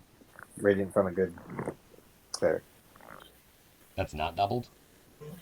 37 is the actual, yeah, because she's got that +1 spell thing that Right. the So it'd be a Ion total Stone. total of 60, 74? Yeah. Nice. All right, And so you the next attack against that guy's got advantage. okay, awesome. So yeah, you pull full on the power of Hestia on this strike. You're like Dragon Ball Kamehamehaing his ass with the powers of good here. So yeah, it hits this nasty looking demon and it lets out a foul sound. Maggie gives Josh a little look and is like, "Remember, we're on your side and you're on ours." And he sort of looks and nods.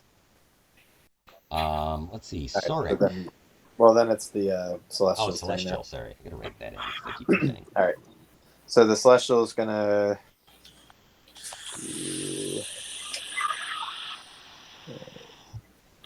I can't remember. So yeah, so what? So does the Celestial have advantage on this thing?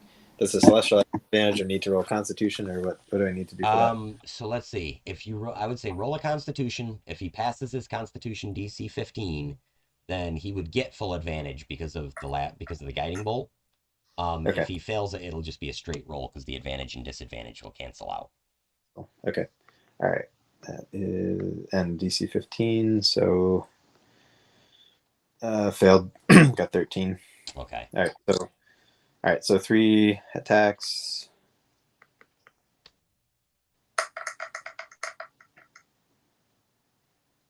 Only one of those. Or what's the DC?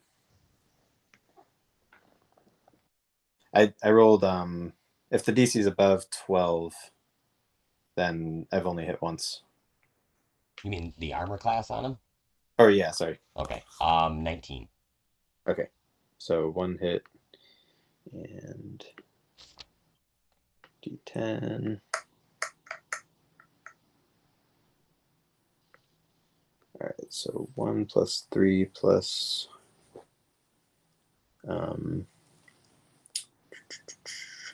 7. So 11 radiant damage, and I guess doubled because. Yep, doubled for being good. All right. So 22. 22. All right, and then Soren's the only one that's damaged right now, right? I believe so. Okay, so he's got 8 temporary hit points now. Okay. Or, yeah, 8 temporary hit points. So he is just back above being bloodied. Cool. Let's see. All right. Now I'm done. Sorry for taking forever. That's okay. So let's see. Actually, before Sorik goes, the 2 Zaktar priests, they sort of look at each other and they again approach you, Maggie, and they say, Holy Warrior, I believe our goals are one and the same, if we are understanding our situation correctly. We must see the child. We just want to talk to her. We want to tell her we believe her to be the chosen of Aether, his second coming. She will set right all the events that have taken place in this terrible city and return us to the holy spot that we once were amongst the multiverse. This is a good reminder that I meant for Maggie to run into the building after, but her response is basically to be, let's go to the girl. All right. Let's see. Since they're happening right after you, I can't really give you the movement. You would be behind them, really, if you're moving. Okay. Well, yeah. I guess if she can't move, she'll probably tell them, we must go to the girl, but these, help us take down these demons who will prevent us from getting the girl.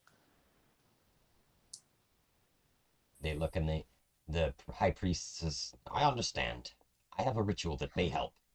He begins kind of doing his weird finger motion prayer thing, and you can see like some glowy hand shit. Like it's the last dragon, and he's shown enough.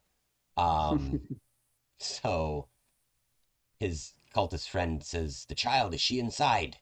I must go and check on her. And he begins to go inside. rushes past you and under Arianth and makes his way inside the Black Sail. As he opens the door, you can hear another yelp from Inamingle saying, "Damn it, I told you, stay away from me! God, you're vile!" And more of Umbra's laughter. "What's the matter, big guy? You don't like playing hide and seek?"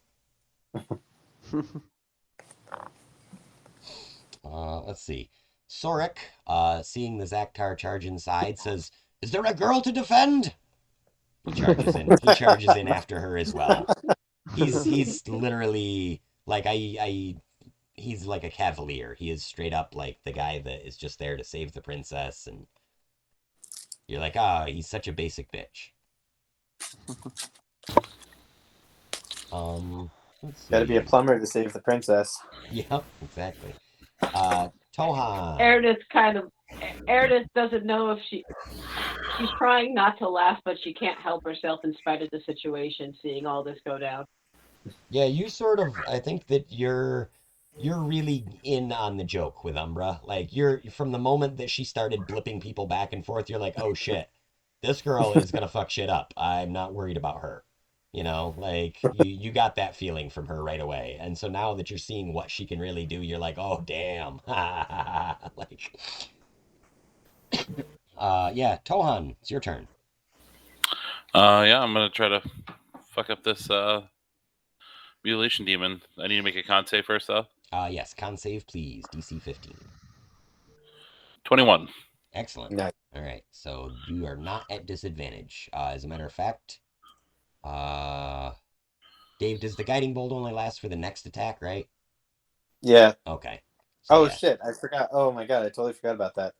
So should I re-roll the celestial attacks? What did you have? 2 attacks that didn't hit? I rolled 3 and 2, and one of them hit. Okay. Let's go ahead and roll 2 more d20, and if either one of them is okay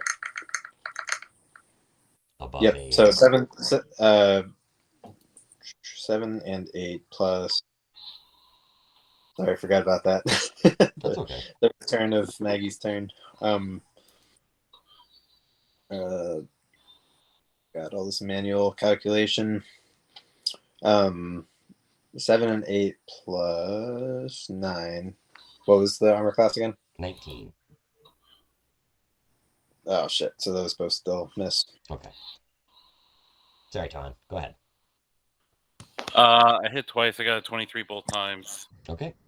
I'm just doing it right now. And this thing is by now just about very bloodied before your hits. So 32 damage total. Okay. And I'm chaotic good, so maybe doubled. Excellent. So 64. So you're like, you pull on every memory of like what it is to be an adventurer, and yeah, you bash this thing straight out of existence.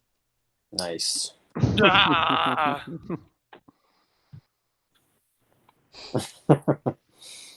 I'll show you, Mutilation Demon.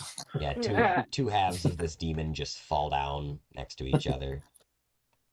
I guess that's why they call him Mutilation Demon. As this happens, the Baylor demon, Callum 4, is now rolling on his back, laughing and pointing at the Mutilation Demon because he thinks it's even funnier. Oh my god. This is maybe my favorite spell in the game. Yeah. I am so glad I picked that up. Yeah. It's been really useful, but it's also really, really entertaining. Mm-hmm. Yeah, Tasha You've also herself cast it is, on like the worst possible things to hear laugh. Yeah. Yeah, Tasha herself is actually a pretty interesting character in D&D. She's got a pretty big backstory that goes pretty far back into Dungeons and Dragons. Like I watched a couple of videos on her, but I didn't get too far into it. Let's see. Tohan? Tohan, any movement or anything? Nope, I'm lining up the Baylor Demon next. Okay. Oh my god. Murder lizard gonna murder. All right. I'm Mutilation Lizard. Yes, you've upgraded. Yeah, the Eye of Agos would totally see that too. Like murder lizard just erases and then it just becomes a mutilation lizard. It's brilliant. Love it. Your metal arm just goes and like ups like 2 sizes.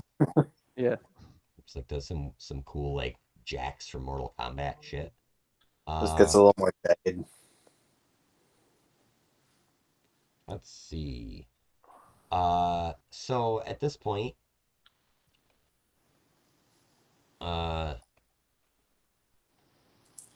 five portals open outside. These 5 portals, however, open underneath all of you.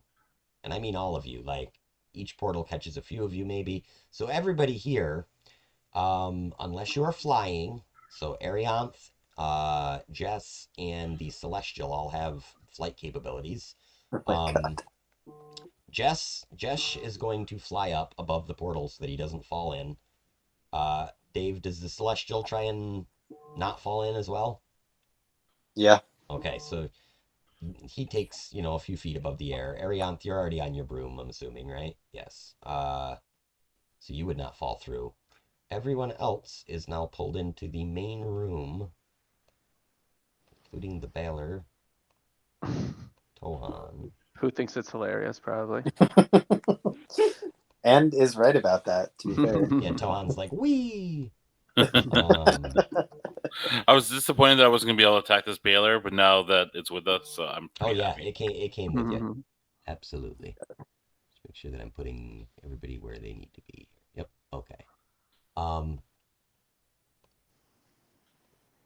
So as this happens, Inamingle looks up and says,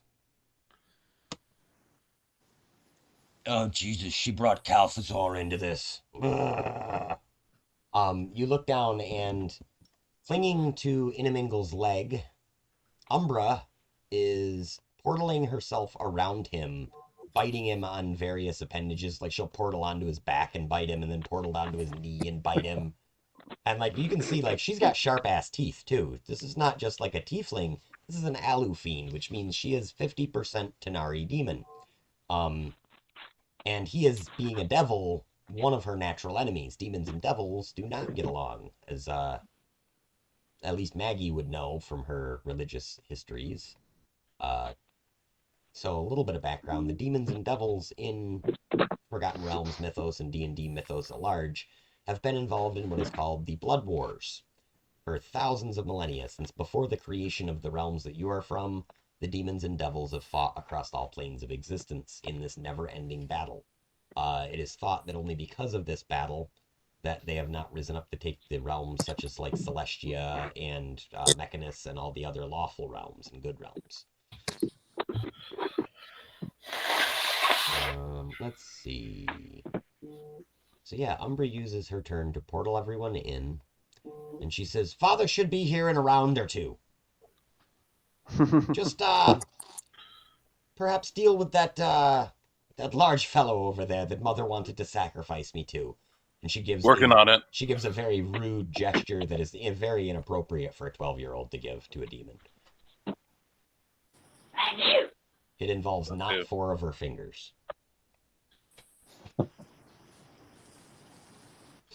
All right, that is her turn. Arianth, it would be your turn next. All right, so I'm still outside, right? You are outside, and you are currently with Jess and a Celestial. Jess is kind of looking around for Maggie to see whether or not she is in view of him and her Celestial.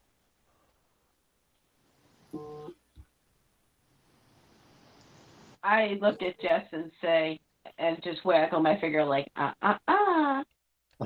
He looks up and kind of rolls his eyes like, ugh, fine. And then I laughingly, mentally contact Umbra and say, "What are you doing now?" She says, "Well, I didn't want to miss what was going on outside, and I was kind of busy in here. I'm having fun with this fellow. He's actually rather entertaining. He'd probably make a better babysitter than either Tagor or Emilicia." least he can take a joke when I bite him. And you hear, yow! I chuckle and say, okay, I'm headed in there, and I fly down and go into the building. Yeah. And yeah, you step in and are right next to a Baylor demon. Oh, but I also I use the communication to tell Maggie that she better get her celestial inside, or she might have another battle outside on her hands. All right.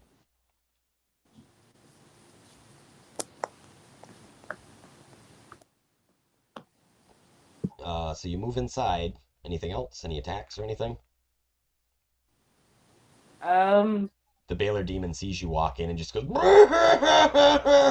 and points at you. No, I'm just gonna throw a bardic inspiration to Tohan because I can't really do much without using a concentration spell. Okay. All right. So Talon, you have bardic inspiration. Let's see. After you would be Inamingle's turn. As the Baylor bamfed in, I'm going to say that with him fell the shackles, which land on the floor and skitter towards Inamingle. Let's see. Inamingle goes to dive for the shackles, but does not succeed in grasping them. However, Umbra does. She recovers the shackles, and Umbra proceeds to shackle herself to the ankle of Inamingle. So she's shackled now to this guy. She's like, look, now we can be together all the time.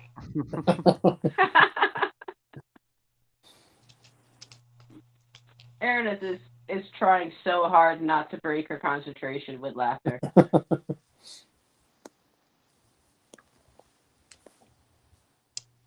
See, that's a really good mechanic. I wish I'd thought of that. I would have had this be a concentration breaking mechanic, but I won't now. It's too late. If I had thought of it, it would have been all good. But let's see. So yeah, the cultist that popped in has landed on a table here. Well, Baylor Demon is still laughing, but he gets a saving throw. Oh, so the Baylor Demon, he rolled an 18 plus his wisdom, right? Yeah, it's It's a 16. 16 altogether, so he beat it on the roll itself. Oh, and I'm an idiot because he has advantage on saving throws against spells. I don't know why I didn't roll that last time. Oh well. So yeah, he literally, as he's stopping laughing, he's got one hand on his hip, and he's now like got the scythe kind of in that hand, like just resting on his hip, and he's wiping this magma-filled tear away and shaking it onto the ground, like, oh man, I haven't had a good laugh like that in forever. And then he shrugs and swings wildly. We'll say. He swings at the cultist of Zaktar to start. He's gonna multi-attack, so make this his first one. This is with his scythe to hit. Natural 20. Oh my god. Sorry, cultist. Yep. Yes. Seems bad news for that guy. Yeah, 21 plus 13 damage. So he slashes him, and a fiery bolt of lightning kind of comes off this. It's like magical lightning, I guess, made out of fire. And on a crit, it rolls damage dice 3 times instead of twice. That's brutal. Oh my god. Oh my god. So it's actually, instead of 68, it would be 98 plus 13. Oh my god. So it would have been 21, so we'll just triple that. It'll be 63 plus 13. So this cultist is pretty much eviscerated and then disintegrated by lightning. The one on the table that sees his friend was still casting a ritual, and this act breaks his concentration for the ritual, as it is 10 minutes that he was supposed to have, so he had not much chance to actually cast that anyway. Let's see. Second attack. He comes across with his flail. This time he's going to attack Maggie. He is attacking at plus 14 to hit. And this has a reach of 30 feet, so we can actually hit almost anyone in the room. 14 plus 14 is a 28. I'm assuming hits you. Yeah, I would say so. Okay, on that hit, you take 15 slashing damage plus 10 fire damage. And you must succeed on a DC 20 strength saving throw or be pulled immediately next to him. If I'd realized I had that much of a range, I might have gone after somebody else. Oh my god, 19. Ah. Is she also going to have to... I gave you bardic inspiration. Yeah, I'm wondering, Right. is she also going to have to do like one for concentration, or is this the concentration one? You know what I mean? Is this the save she's making to maintain concentration? No. We'll say that's a separate one. All right, I'm gonna let her move on that then, because I'm gonna use the inspiration for the other one. Okay.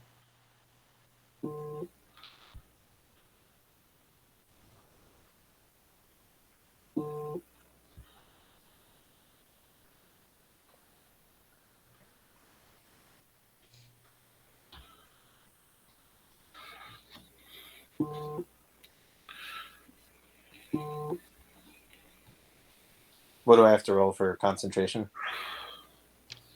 I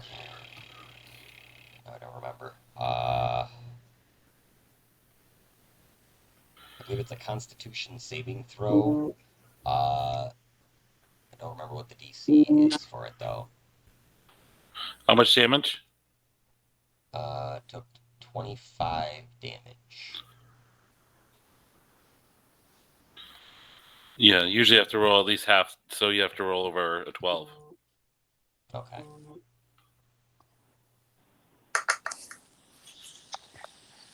Oh boy! All right. Not undoable. Well, oh my god, 12. So does that make it? Yeah, that makes it. Oh, Yep. okay. All right, so you The celestial shudders at its core. See, that's funny because if the concentration was broken, Jesh totally would have been taking a swing right as the thing dissolved. Yeah. Let's see. That would be the Baylor's turn. Go, you lot. Crazy demon kids, all with your demon parties and bars and human worlds and things. Just kind of muttering to himself as he's whipping this whip around. Let's see, after the Baylor down would be actually Jess. At this point, Jess sticks his head in the door and he says, "Hate to add to the troubles, but the Hardheads are here." If you remember, the Hardheads was Jess's nickname for the Harmonium Guards. And it seems that Dirkhale and a few of his friends have shown up. So hopefully we got these all in order here. Oh, not another one of those guys. That guy's gone. Wait, is that her dad or? That is the dad, is Dirkhale, yes. And he is dressed in full Harmonium gear. And with him, bless you.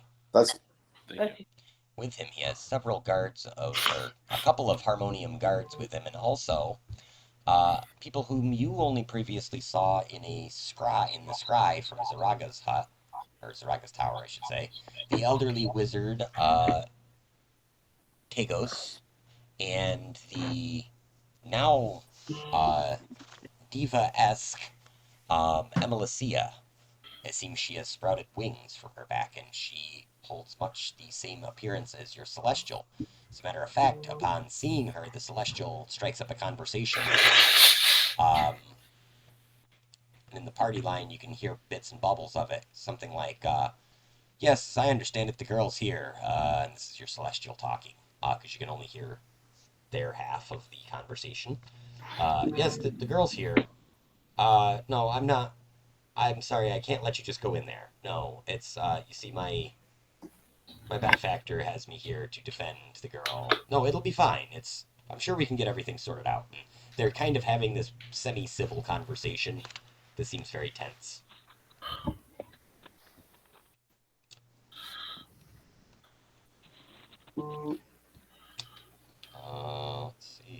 Jesh's turn. He's come in the place as well. He's now standing near Sorik. Goes back to Venadia. All right. So as you look around Venadia, it is utter chaos in here. Yeah. Which seems to be just exactly how Umbra likes it.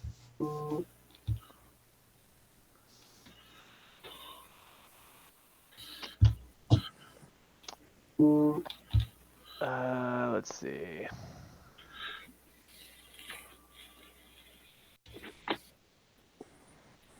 I'm going to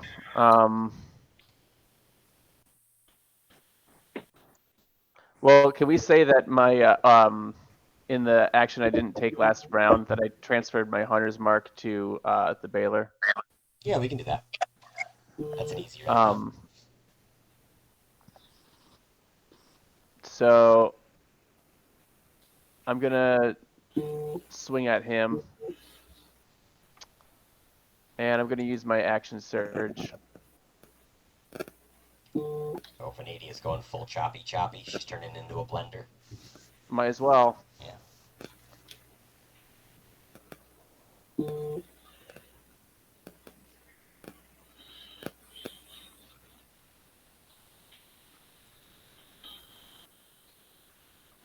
Oh, that almost landed on the 18. All right, let's see what we got. Wait, why is that only? I need one more. I screen screwy, so I'm gonna join on my computer and I'm gonna mute for a second to avoid. Okay. Okay. Zach, the AC is 19. Yep, for the Baylor. All right, so all 5 of those hit. Nice.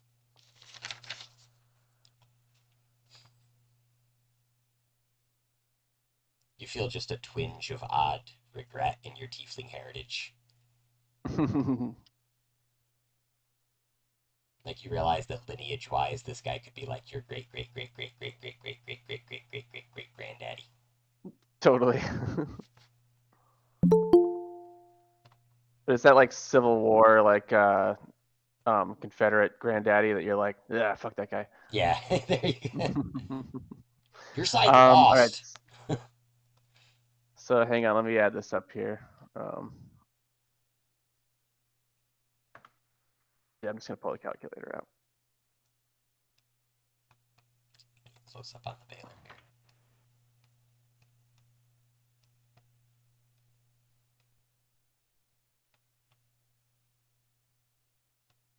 So we're looking at 88. All right. Do some pencil math.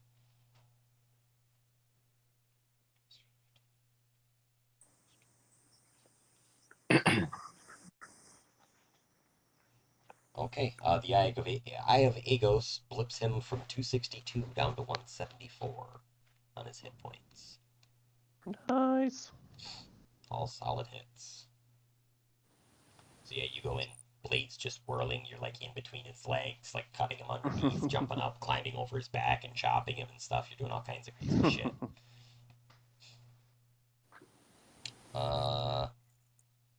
That's your action and your bonus action for the turn, correct? And That is correct. Yep. you have a little bit of movement left. You only moved about 10 feet to get in there with him. If you move away without disengaging, well, you can't disengage. If you move away, he will get an opportunity to attack on you. Yeah, no, I don't want to move away. No, I'm just gonna hang tight. All right. Let's see, Maggie. All right. We're like, are we within 20 feet of where we used to be? Yeah, roughly. Okay, so she'll bring the spiritual weapon in and take a slap. Oh yes, you can get the spiritual weapon to him, no problem. Cool.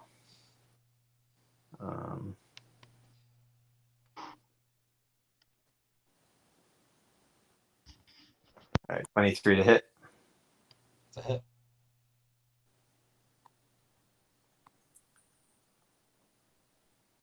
All right, 12 damage, radiant and good.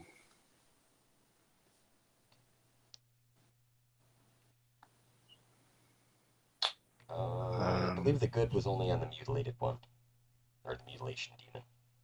What's that? I said the effects of the being good were only for the mutilation demon. Oh, okay, cool. That's All right, well, weird. radiant, in case that's relevant. Oh no, I'm sorry. The spiritual weapon is not radiant, so that's just a force spell. Okay. Yeah, this particular guy doesn't actually have any. He doesn't have weaknesses. Okay. So all right, how much was it? 12 damage. Okay. And then she'll.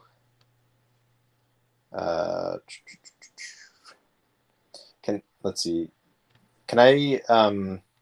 So the celestial goes right at the end of her turn. Can I have her like ready a spell, to give advantage, or can I have her ready a guiding bolt that goes after the celestial? Yeah, absolutely. Okay. So yeah, she'll prepare a guiding bolt triggered on the celestial, ending its turn. Okay. Nice. Then it And brings us then- to the celestial.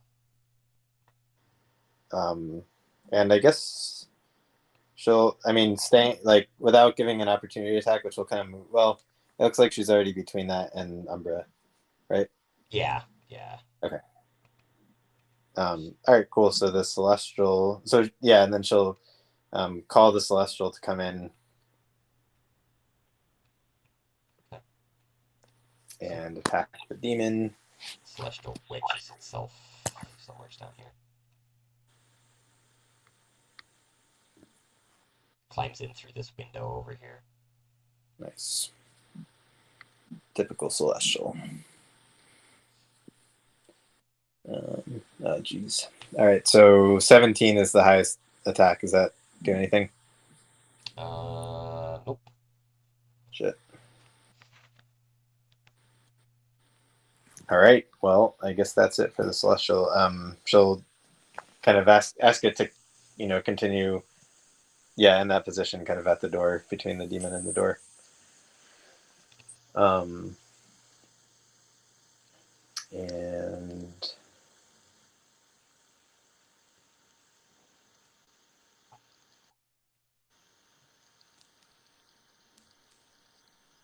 I'm not totally sure on the wording. It says hit. It doesn't look like it's only on a hit. It says hit, blah, blah, blah, spells radiant level damage. The celestial can choose itself or another creature to gain 1d10 temporary hit points. It doesn't say like on a successful attack or anything. So I think that means just as its move, right? Yeah, I would assume each of its each round or each turn that it takes, it can do that. Okay. Sweet. All right. And I think Maggie's the only one damaged right now, right? Yeah, Maggie and Zorik still Okay. has some damage on him. Yeah, Sorik's cool, but Maggie's taking that temporary. All right. All right, and then she's gonna cast that guiding bolt. So Yeah, that's clever, because then the next person to swing is either Zorik or Tohan. yeah. All right, 19. That hits. Nice.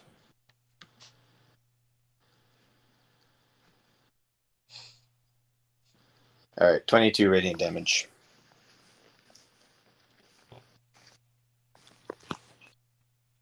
Still not quite bloodied. Let's see. So next after Maggie would be, or I'm sorry, after the Celestial would be Zorik. Zorik turns. Maggie yells to Sorik, "Wait until the lizard goes." Zorik turns. It's fine. I attack recklessly and get advantage anyways. Yeah, well, you could do without reckless, but He takes one look at the Baylor demon and fails his old school 2nd edition morale check. And he runs for a booth. Like, he goes over this table and he hides in one of these booth areas. Like, the last one he was alright trying to fight. This one he's like, no, fuck this. That thing's too big. Because this thing stands like almost twice the height of in Mingle. It's quite large. Let's see. After Zorik would be Tohan. So do I take 10 fire damage for being right next to this thing, or? Oh, yeah, that's true. Also, Maggie would have taken that last round as well, too. Also, the curtains and the walls to behind the demon are beginning to be set ablaze with fire as well now. Inamingle goes, "Ah, just had them reupholstered."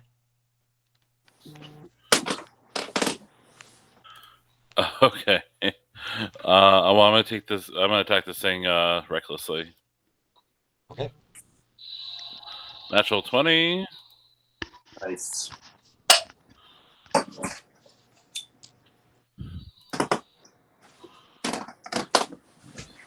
Plus 5. So 32 damage on the first one.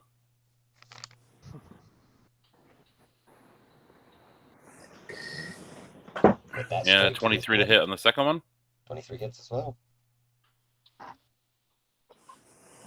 19. 19 plus 3 necrotic.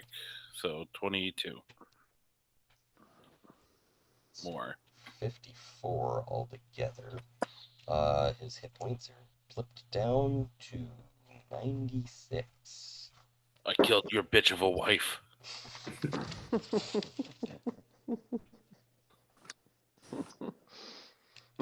The Baylor says, "Who? Uh, I mean, I'm not disagreeing she's a bitch, but I don't know which one you're talking about." Typical Baylor. Yeah, pure The fucking chaos. baller, not a baler. Jesus. Yeah, everybody's been mispronouncing it. Let's see. Let's see. After Tohan, it is now Umbra's turn. Oh, this is going to be fun. Umbra, at hearing the sounds of her father's troops outside, says, "Well, mister, it's been fun playing," towards Inamingle, "but, I think my dad's here to pick me up now, so I guess we gotta go. Oh, I know, you can come home with me." And she opens a portal under herself and Inamingle. And you can hear a loud crash outside, and you kind of see through one of the windows that Inamingle and herself have now crashed down outside, standing near her father and the guards. And you can hear shouting going on. "Release the girl! I'm not holding on to the girl! Get her off me!" Let's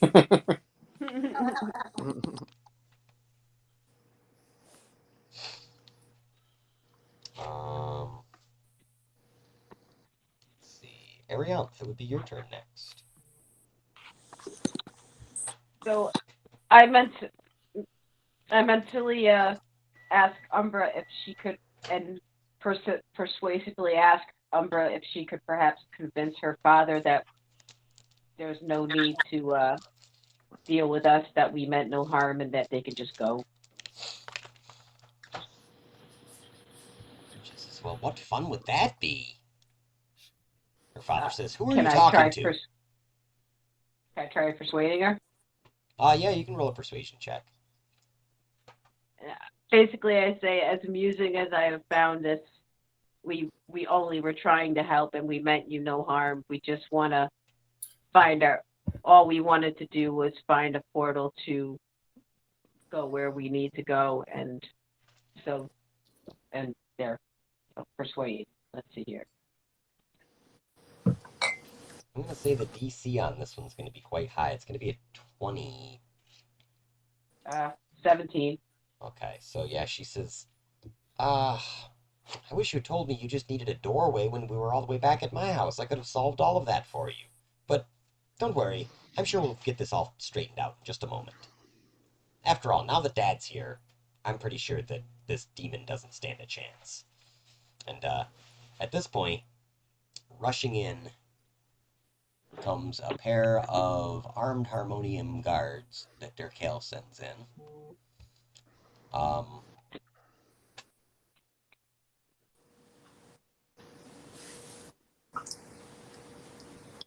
Arianth, it's still your turn if you want to take any actions against Baylor or anyone else, or do anything else. You've only used a free action to communicate. I actually will use. Let's see. Sorry, give me one second to get back there. I'm going to. What kind of does Baylor happen to have armor on that is made of metal? He's breathing fire, just so you know. Yeah. You don't want to set him on fire. Yeah, I don't I'm think. not. Okay, heat metal won't This work has, out. Yeah, heat metals. Yeah. no, I'm not. It has nothing to do with that. Nope, Nice. this Baylor appears to be wearing basically just a large loincloth made from human skin, or Okay. some sort of sentient animal skin. He's got a large skull belt buckle. Some chains. I think a leather loincloth counts. You got some squeeze spell. No, I have a spell called a Shocking Grasp, where lightning springs from my hand to deliver a shock, Ooh. and I have attack if the Well, the roll chains. All I'm saying is I like Yes. the idea of you shocking or squeezing his balls directly. well, basically I have advantage if the target is wearing metal. Oh, Well, he is wearing metal chains. However, Well, metal armor. Metal Yeah. armor. yeah, he's definitely got metal chains on. However, you also That wouldn't remember count that as the armor, I would well assume, right? the Eye of Agos told you earlier that he is resistant to lightning damage, so he would take half Oh, he damage from any does. lightning spells. Yeah. Yep. Oh. All right. Never mind then. if only he had a metal. But there was another nice part about it was that it can't if it takes the damage, it can't take reactions until the start of its next turn. Nice. That'd be That awesome. that would be part of the reason why I was going to do it. Yeah. I mean, you could still do that. He's just resistant to it, so he takes half damage from it. Is all. That's fine. It really was more for the not being able to make reactions than anything. All right. So I'm going to add it's a touch spell, but I'm going to use one of my spell points to add 30 feet to it so I don't have to touch him. Okay. Before that, also, can you do me a favor? Take 10 fire damage from at the beginning of your turn because you are also within the 5 feet of him. Am I really? Yeah, even up at the ceiling, he's huge. He's like hunched over, so he's taking up a lot of space. 10 damage. Fair enough. I'll put that on there. Does 19 hit? Mm-hmm. It does. And in case I did not indicate this, he is looking bloodied by now. Nice. All right. So he takes 8 damage because half of 15. Okay. Or 7 damage, whichever way you want to do it. We'd round down to 7. Yep. And then now he cannot take reactions until the start of its next turn. Excellent. So no opportunity attacks, no funny business. Sweet. That's really helpful. Thanks. No problem. Right. I kind of figured with you being pulled over there. Yeah. It is now Inamingle's turn. And on his turn, you basically are just hearing him arguing with Dirkale outside and them trying to figure out. He's saying, "Take those shackles off my daughter." He's like, "Tell your daughter to take these shackles off me." And Umbra just giggling away. She just still thinks this is all hilarious. Look, Dad, I made a new friend. Start shuffling again. Vanidius just looking at the key to the shackles. Let's see. After Inamingle, we are to the Baylor's turn. Oh, I forgot to mention though that no one else is supposed to be able to use them. Yeah, but it's Umbra, and she's clearly got something going on for herself. You're not really sure what, but dimensional restrictions on things don't seem to bother her. We'll put it that way. Mm-hmm. It's almost like she's the chosen one or something. Yeah, she didn't have to. She didn't have to attune to it either. Technically, she just slapped him on there. Right. Mm-hmm. So, and theoretically, She's like, "This is a school that belongs to my realm." Yeah, theoretically, they should have been closed still because they melted off from the Mutilation Demon, still locked. But right. She might have just done. Maybe they're like spin around handcuffs, like cop handcuffs. She just flicked them through again. Let's see. Baylor Demon, multi-attack. Tohan, he's going to turn and swing. Actually, he's going to swing at the Celestial first.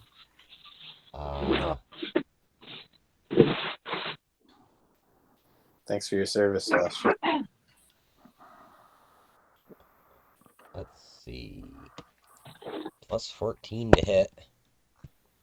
14 and 14 is 28 to hit. I'm assuming that hits. That hits. Let's see. So 21 slashing damage plus 13 lightning damage. That hurts. Right. He then turns and strikes at Toan with his whip attack. With advantage, I had attacked recklessly. Okay. First roll. Oh man, even though you had the guiding Well, bolt? that had only been on the first attack, so I might as well. Got it. Got it. Let's see. 8 plus a 14 is a... Way higher than my AC. Okay. Let's see. Second one just for crits. No crit, so he hits. That's going to be 15 slashing damage plus 10 fire damage. And I'm not going to bother making you make a strength saving throw because he's just going to try to pull you closer into him and you're already on top of him. So 25 halved?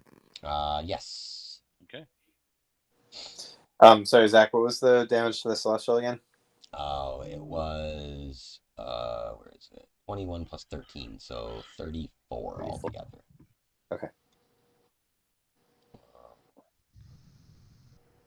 Let's see. Action multi-attack. He is now going to... well, I guess he wouldn't teleport away yet.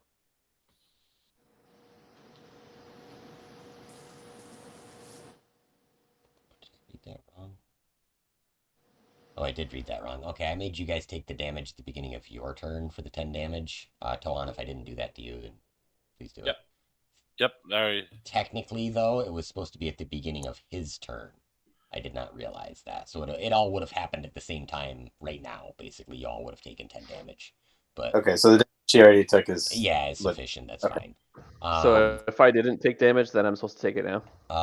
Yes, because you are also on top of him, so you would take 10 damage now. But it's fire damage. Well, I'll you're take probably I'll take resistant. half. Yeah. Yep. And by now, the blaze has spread to all of the curtains on this south side of the room here. So, like, basically half the inn is on fire. Smoke is pouring everywhere and it's obscuring your sight. You hear Sorik cry out from the corner, "What the hell's going on out there? Why are there so many damn demons here? This isn't Greyhawk at all."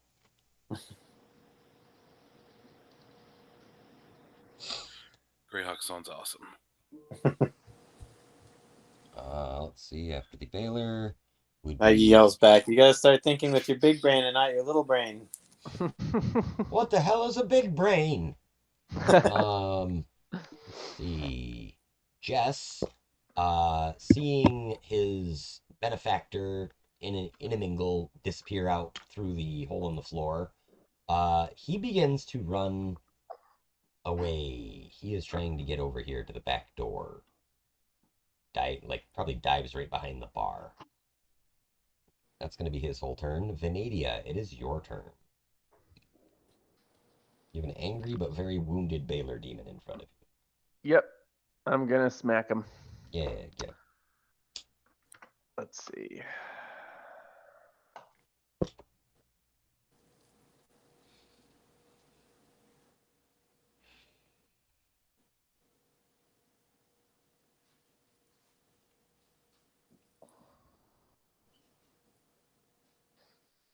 All right, we got 3 hits. All right.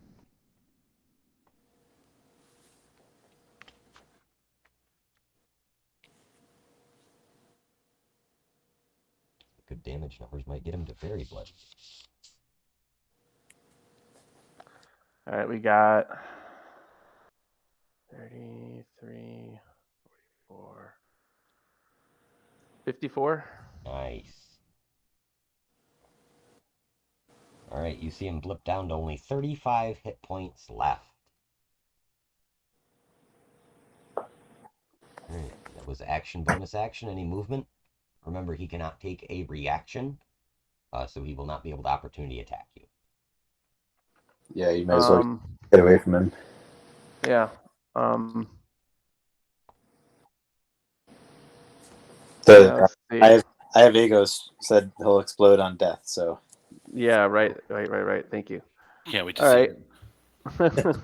it. Thanks for reminding him, Dave. Tohan's gonna God. like unnecessarily hug this thing when it dies. Right. Just suck its last breath out of him with a big bear hug. Yeah, I guess I'm gonna move toward the door, Okay. past these guards here. Yeah, I mean, you can even get right through the door if you want. Oh, apparently that guard is hugging you desperately once he saw this Baylor demon. Back in there, guard. Am I able to like Maggie? Do you want me to carry you out, or I could bring you out on my turn, just pick you up. I think she's gonna Whoa, she's that gonna was weird. have line of sight on him, but she'll That was real weird. Yeah, it was like a Game Boy. Like a fax machine just went off. Ground is shaking. Like a ground is shaking on an old Game Boy or something like that. Sound effect. I want that effect for when monsters appear in our game. What the hell? How do Yeah. I capture that? We'll figure it out. Yep. Let's see. So yes. So you are or are not grabbing Maggie on the way out. I did not. You can. Her plan would be to like run for the door and then, but you know she's gonna need line of sight. So. Yeah. I just grab her and dart out the door. Set her down outside. Yep. We'll say that works. Just Maggie says, "Break the door on your way out."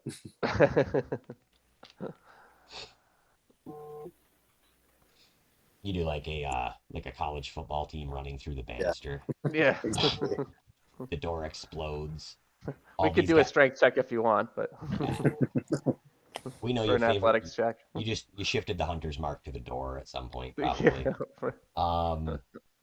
Let's see. So Maggie, it's your turn. You're outside then, and you're looking upon an oldish wizard who has his staff readied, a kind of celestial-looking creature with bright red hair, and a very large person in the garbs of the harmonium.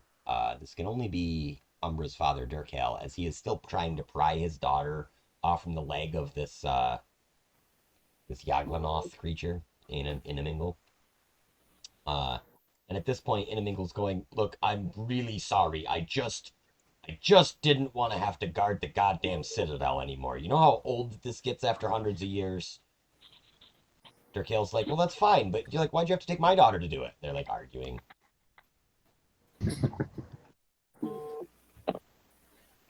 Umbra's like, "Dad, can we please keep him? Come on. I'll feed him, I promise."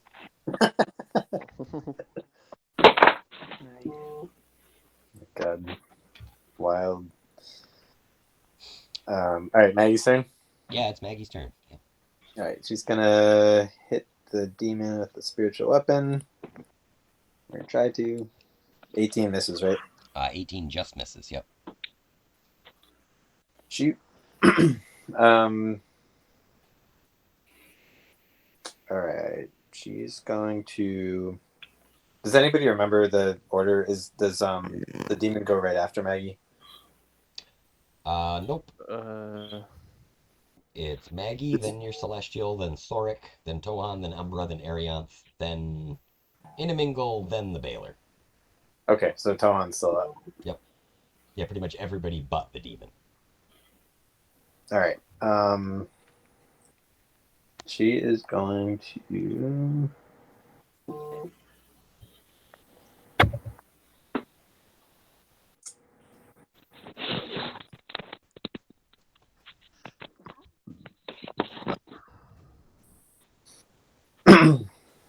I guess I'm going to trigger a bless spell, again, contingent on the...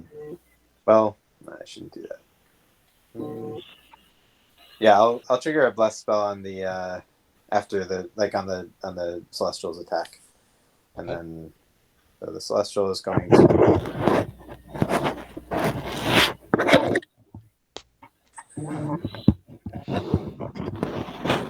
See, that's clever. Get the angel to do your dirty work for you and then just buff him. Mm-hmm. I like that. That's a good strategy. So, all 3 hit. So that's awesome. Nice. I get the feeling this Baylor is going back to hell. All right, so that's 9 damage plus what was it? I think it's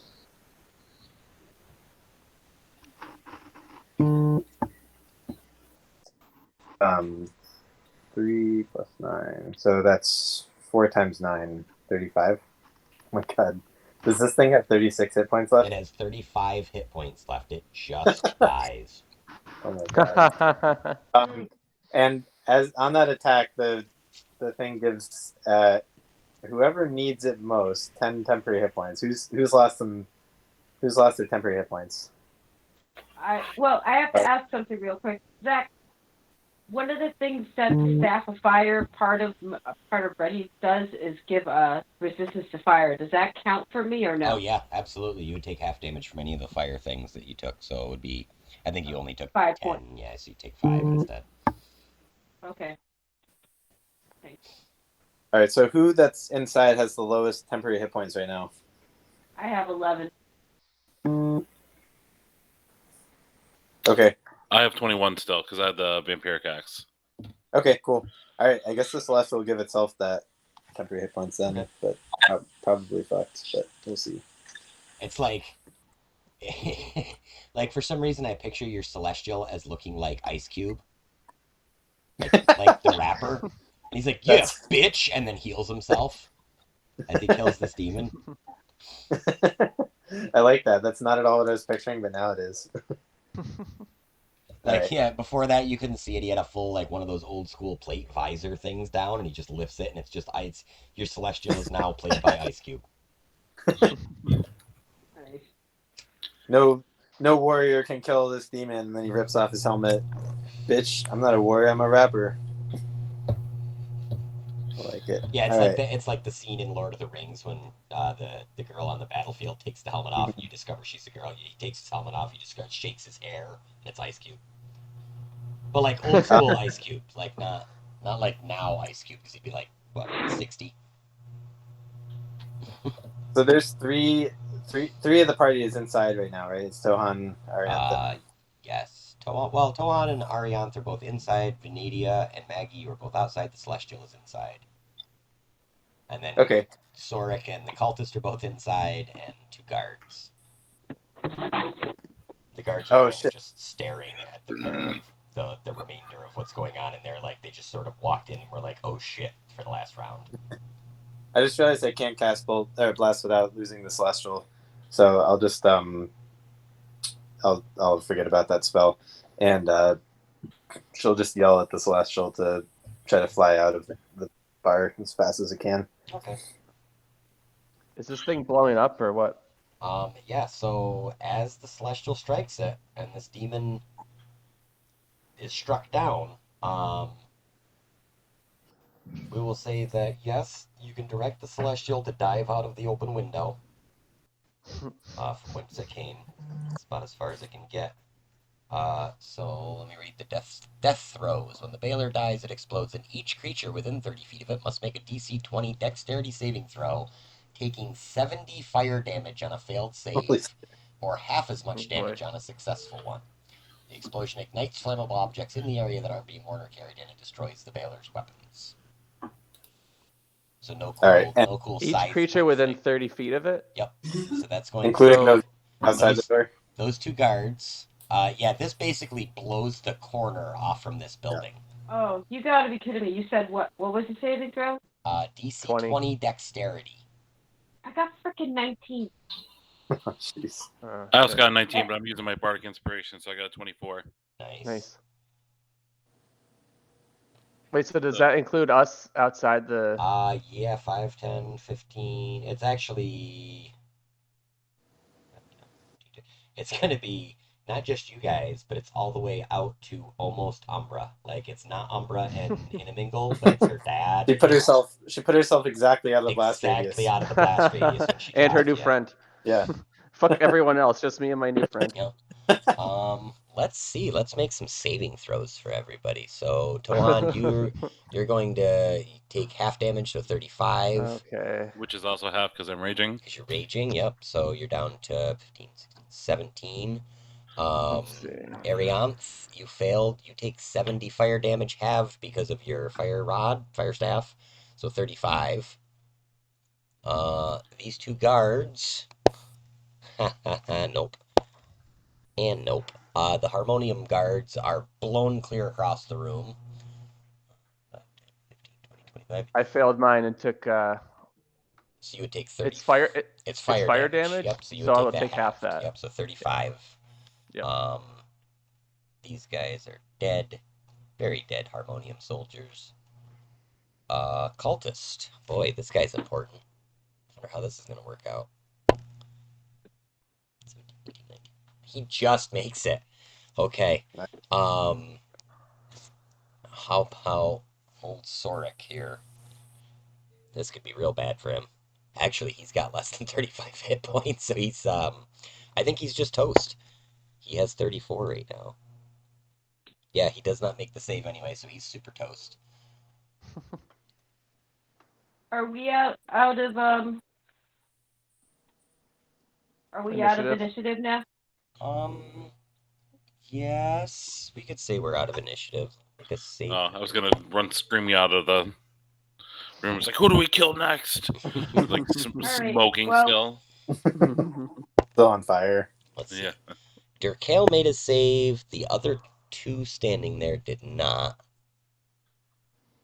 Maggie, did I get a save for you or no? She didn't. She did not succeed. Did so not I took succeed. 7 damage. Okay. So let's see. These two. Just say that these two are immediately. Although, one thing I keep forgetting that she has is this like anti-spell thing. Read that. Well, if you can use it, now's probably a good time. Whatever it is. Once per day, dispels first magic attack of the day.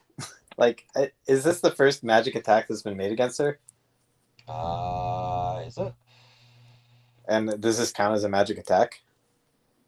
I would say this definitely counts as a magical attack. It's essentially a fireball. So I think the only other attacks that have happened on her have been like the demon with the he hit her with the scythe, right? They were magical weapons, so I don't know if I would assume that also counts. So either she removes like the 15 damage from that or the 70 damage from this. Either way, she's going to heal, but yeah, I would say you could storybook it and say that you use it on this one. I don't know. It's fine. Awesome. Yeah, I got to stop forgetting that she has that because that's like extremely beneficial. So Zach, can I use my cantrip Spare to Dying on the one that died? On which one of the? On Soric or on one of the guards or? I'm sorry, what? Who are you going to use it on specifically? Who died so far? So Soric died. The two guards died. I don't know your party. I don't think anybody died, right? Mm-mm. Yeah, nobody in our party, but it was one of the cultists that died, right? Earlier on. Yeah, that was earlier on. That was like a few rounds ago. What is it? The limit is like 10 rounds or something, I think, on that. And right? who's Soric again? Soric is the guy that was charmed by the succubus, but then fought alongside you guys poorly. Oh, okay, I don't care about him. Well, if you got a cantrip, you might as well do it, right? Huh? If you got a cantrip, you might as well, right? Right, they're on command, so or like We'll say Maggie convinced her because Aranis really doesn't care. Maggie would ask her to because she already spent 100 gold points keeping this guy away from the succubus. Yep. So that's All right, so she cast Spare to Dying on him. He is now stabilized and no longer needs to make any death saving throws. Okay. But she's curious about the cultists, so she casts that on them too. Okay. So you're able to stabilize them, and the cultist high priest comes over and he actually heals both of them somewhat too, so that they're up and about. And they give thanks. Now the guards are Harmonium? Yes, they are the forces that Durkale controls, the Harmonium. So, in a cunning move to show goodwill towards Umbra's father, she also heals them as well. Or spares the dying them anyway. Yeah, that's fine. And the priest can do a little bit more healing on them and stuff. So everybody is up now. And I'm assuming exiting through the giant hole in the building, so you're all able to kind of coalesce in the street. We'll just leave you sitting here for now. And as the building burns behind you, those of you with the passive perception of 15 or greater may notice the slinking figure of Jesh running off through the back alley as you exit the building. You don't really give it too much mind because he seems to just be fleeing the scene. But he is still around somewhere. Yeah, I have 15, so who was it? Yeah, Jesh. Jesh, the okay. Inimingle's kind You of and I both assistant. saw him. So yeah, it comes to light between the Zaktar priest and Durkale's and Umbra's father Durkale as they discuss the events of today, along with Inimingle, who just repeatedly begs to be released from these shackles with this child that won't stop biting him and poking him and saying, "What's in that book anyway?" and trying to read his book. It's like, get out of there! Aranis is holding back tears of laughter at this point after all of this, looking at the scene. Did the demon's weapons blow up with him? Yes. Yeah, the demon's weapons were destroyed. Damn. I want Johan to have a weapon that's 1.5 times his height. Yeah, Like I've definitely anime heard style. Like every Final Fantasy character's sword. Yes. that. Like a side that's noticeably bigger Yeah. than I am with a huge chain on it. Not like a foot taller, like 3 times your height. Yeah. Yeah. Awesome. Like, what's the guy in Soul Calibur who's got the giant scythe? That's a throwback. I couldn't tell you.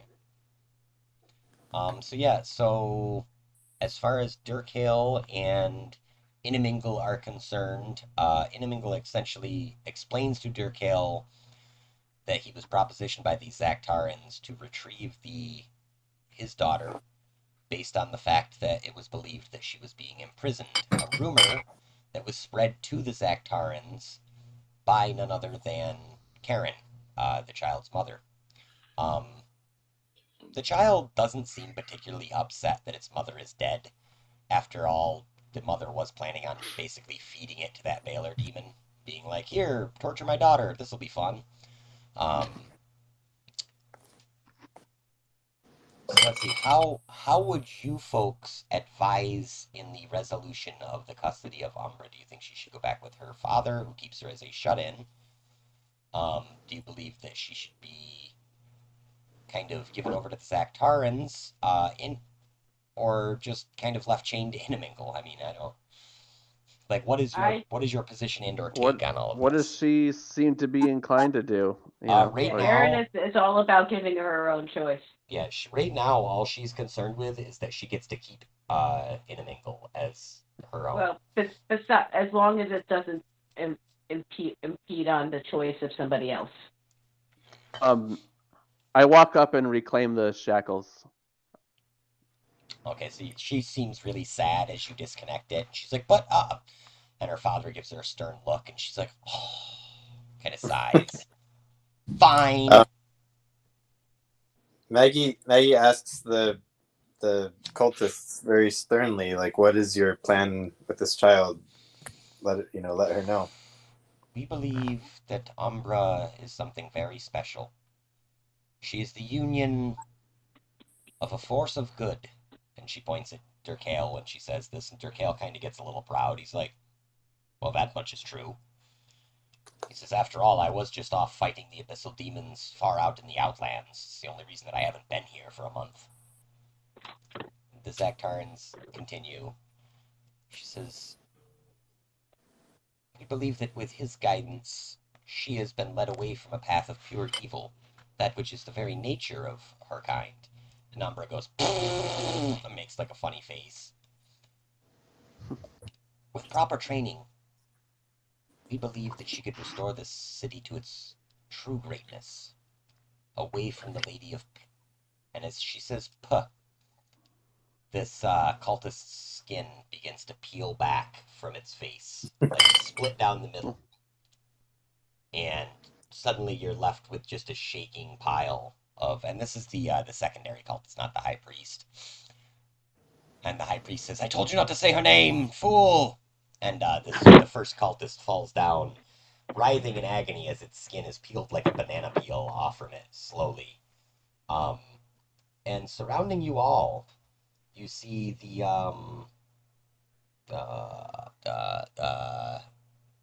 sort of the Dabus, sorry, the those sort of civil engineers of Sigil. You notice that replacing the large crowd that had been begun to gather, now the large crowd is gone, and there is simply a large circle of Dabus all around you. And one steps forward, and he.